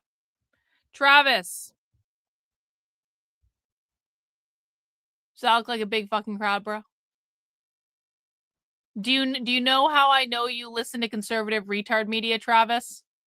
Because you didn't actually bother to look at any of the primary source video to ascertain this. Does that look a pretty good, big fucking crowd? Apparently the largest protest in Minnesota history. Do you know how I know you listen to conservative retard media? Because literally none of you bother to actually look at the primary source video. No. Well, no. Because that's not true. That's not true though. Because you said this looks smaller than last time. Does that look?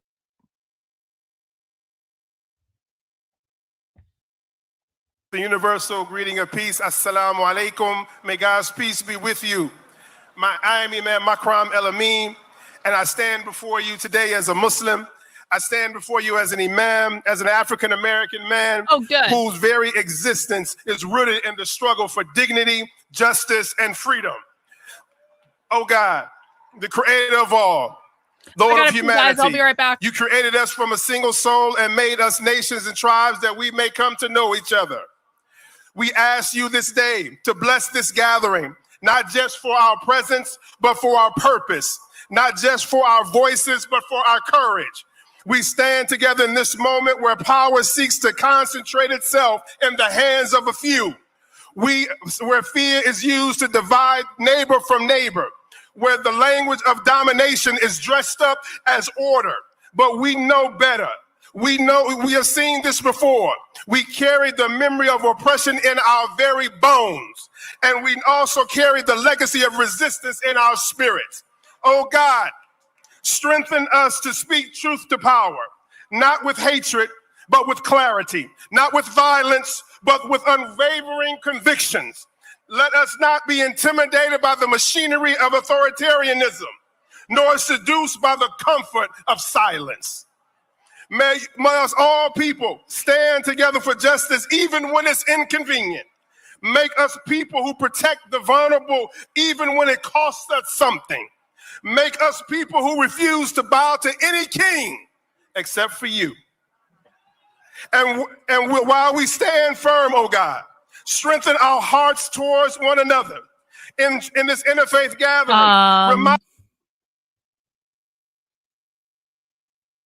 they just go to the channel. They just go to the channel during Spy Stream, and they'll be able to see it. Remind us that our diversity is not weakness, it is our witness. Together, Muslims, Christians, Jewish people, and people of consciousness will form a moral arc that no regime can permanently bend away from justice. Oh God, raise us to a higher level today. Let us be a just rally, not just a rally, but a renewal of our commitment to each other, a renewal of our belief that justice is still possible, a renewal of their courage to build a nation lives in its highest ideals. And when history remembers this moment, let it be said that we did not shrink, we stood. We did not divide, we united. We did not despair, we believed. May God bless you all. God protect this city, and God protect all of those who are working for justice, dignity, and peace. Amen. By the way, I wanted to mention this. Because this is not related to what was just said, but this is important, okay? All over conservative media, because Azra Nomani is a fucking psycho, is all of this thing saying the No Kings protests are funded by the CCP. First of all, don't fucking believe anything Azra Nomani says. Azra Nomani is the dumb bitch who does all this stuff for Fox News. She is an absolute fucking psychopath. I'll get that super chat in a sec. Do not listen to fucking anything Azra Nomani says, because it is always biased towards whatever Azra Nomani wants it to be. It is not objective. It is not real analysis. It is literally cherry picking information so that the thing says whatever Azra Nomani wants it to say. Okay? So don't listen to anything that dumb bitch says. But that dumb bitch, Fox News published some bullshit analysis she did, and now all over conservative media, I'm seeing the conservative bullshit con artists, Liz Wheeler, saying things like, this was all funded by the CCP because this was organized by the Party for Socialism and Liberation. She's getting that from Azra Nomani and the Fox News bullshit. Now, here is something I noticed. And I wonder if you guys had the same experience as me. I haven't seen the Party for Socialism and Liberation at this protest in Minnesota. And I'll tell you what, the Party for Socialism and Liberation is very, I will answer when I get a chance. The Party for Socialism and Liberation is very active in Boston. They actually have a whole place, like a whole home base. They have a headquarters in Boston. It's called the Liberation Center. Anytime you see the term Liberation Center in a city, chances are that thing is related to the Party for Socialism and Liberation. I was looking all over the No Kings protest today to try to find the Party for Socialism and Liberation. I really thought they were going to be there. There was not a fucking peep from them. They didn't march around. I didn't see their signs. It wasn't even that far away from their headquarters in Boston, and they weren't there at all. You spoke with the PSL today? They were in Tampa? Okay, that's you. So Sam did not see the Party for Socialism and Liberation. So that's interesting. That's interesting. That's interesting. It's not the CCP. It's one funding connection that they're fucking obsessed with because it's the only thing they know about the left. You didn't see the PSL in Seattle? Wow. Okay.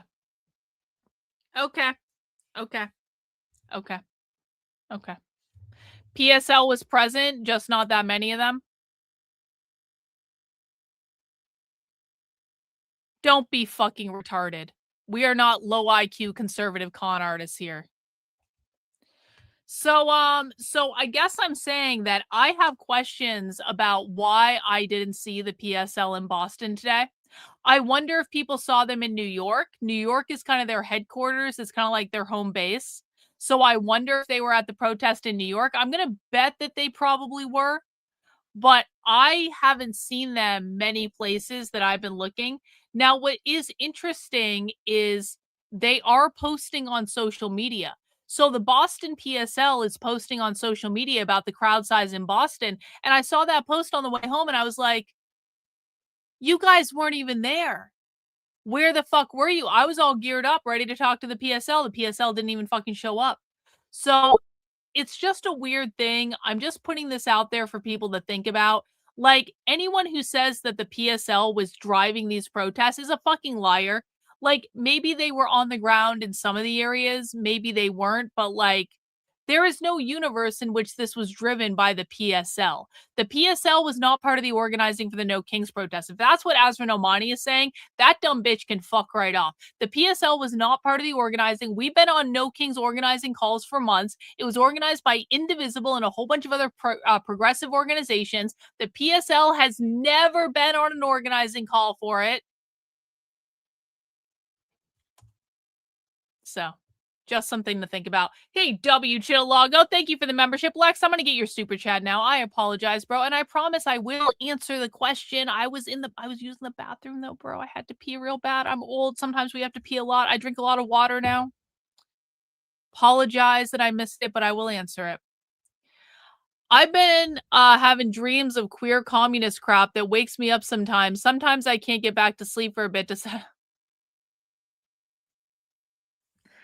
Well, you know, I'm very blessed in this regard, in that, and this is the honest to God truth.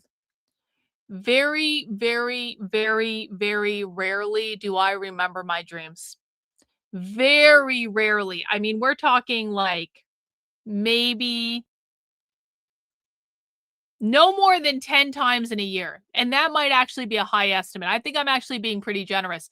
No more than I can count on both my hands in a year will I actually remember what I dreamed about.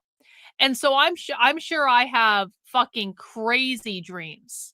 I'm sure I dream about all this shit. I just don't remember it. I just don't remember it. So that is my answer. I'm very sorry I'm giving you nightmares. Good afternoon, Minnesota.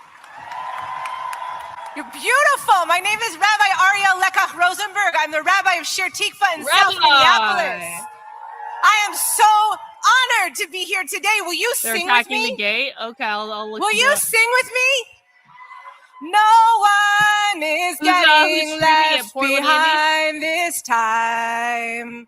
Oh, no one EG. is getting left behind. EG on the scene in Portland. EG must have people all over the country. Oh, yeah? They've just given up in Portland, haven't they? They just completely given up.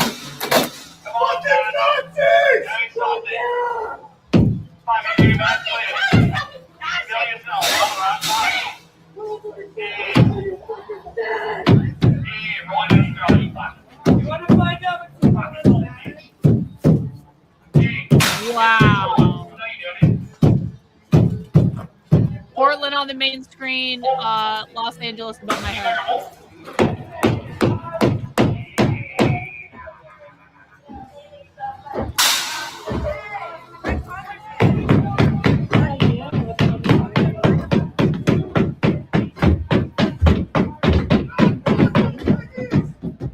This is like the verge.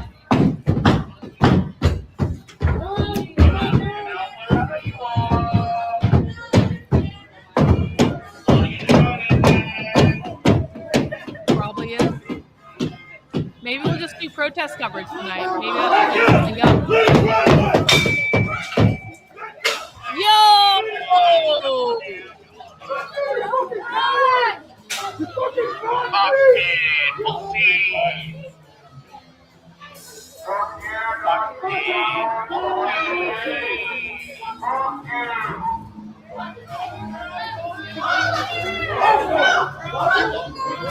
What do you see? Portland's given up entirely. They're not even trying anymore. What do you scared of? I mean, they're not weird. They don't want to go. Given up entirely.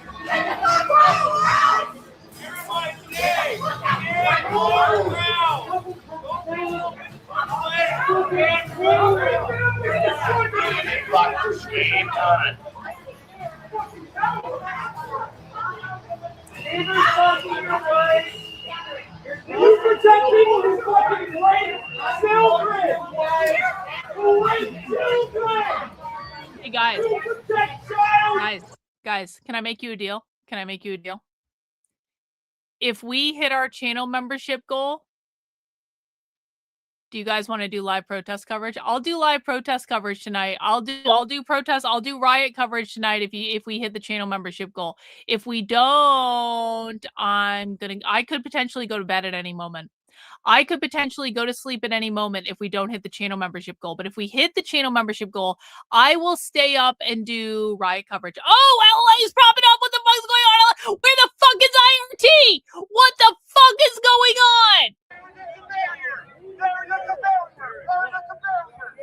Everyone's running. Man, BG's like popping off. Go back to BG. You're putting people in death camps, and you should be putting the ones that you're putting other people in. Yo, Stealing Cat, W Stealing Cat, thank you, appreciate it. 30 more for protest coverage. I'm kind of doing protest coverage right now, but I'll do more. I'll stay up and do it.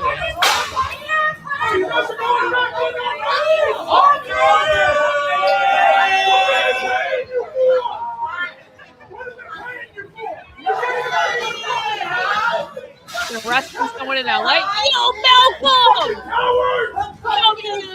Malcolm, thanks so much, bro. Really appreciate it. 10 more, guys. 10 more.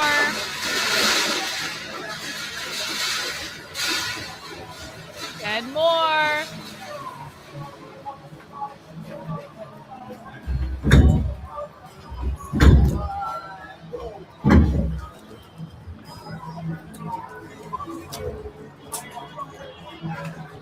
That seems pretty wobbly, y'all. Uh-oh, they're gonna break in. Very good job. We can do it. 10 more memberships, and I'll commit to protest coverage for several hours. Or riot coverage, rather. Ooh, can they open the door? Yo, Cynthia! W's to Cynthia. W's to Cynthia. We made it. We hit the goal. Okay. Here's what we're going to do. Here is what we are going to do, guys. I have a sneaking suspicion that this is going to be going on a while. And so what I want to do is I want to shut down the Socialism Saturday stream, and I want to start a new Riot Watch stream, and we'll do this very quickly. And the reason I want to do this is that it'll get more viewers on the stream if we just do a Riot Watch stream.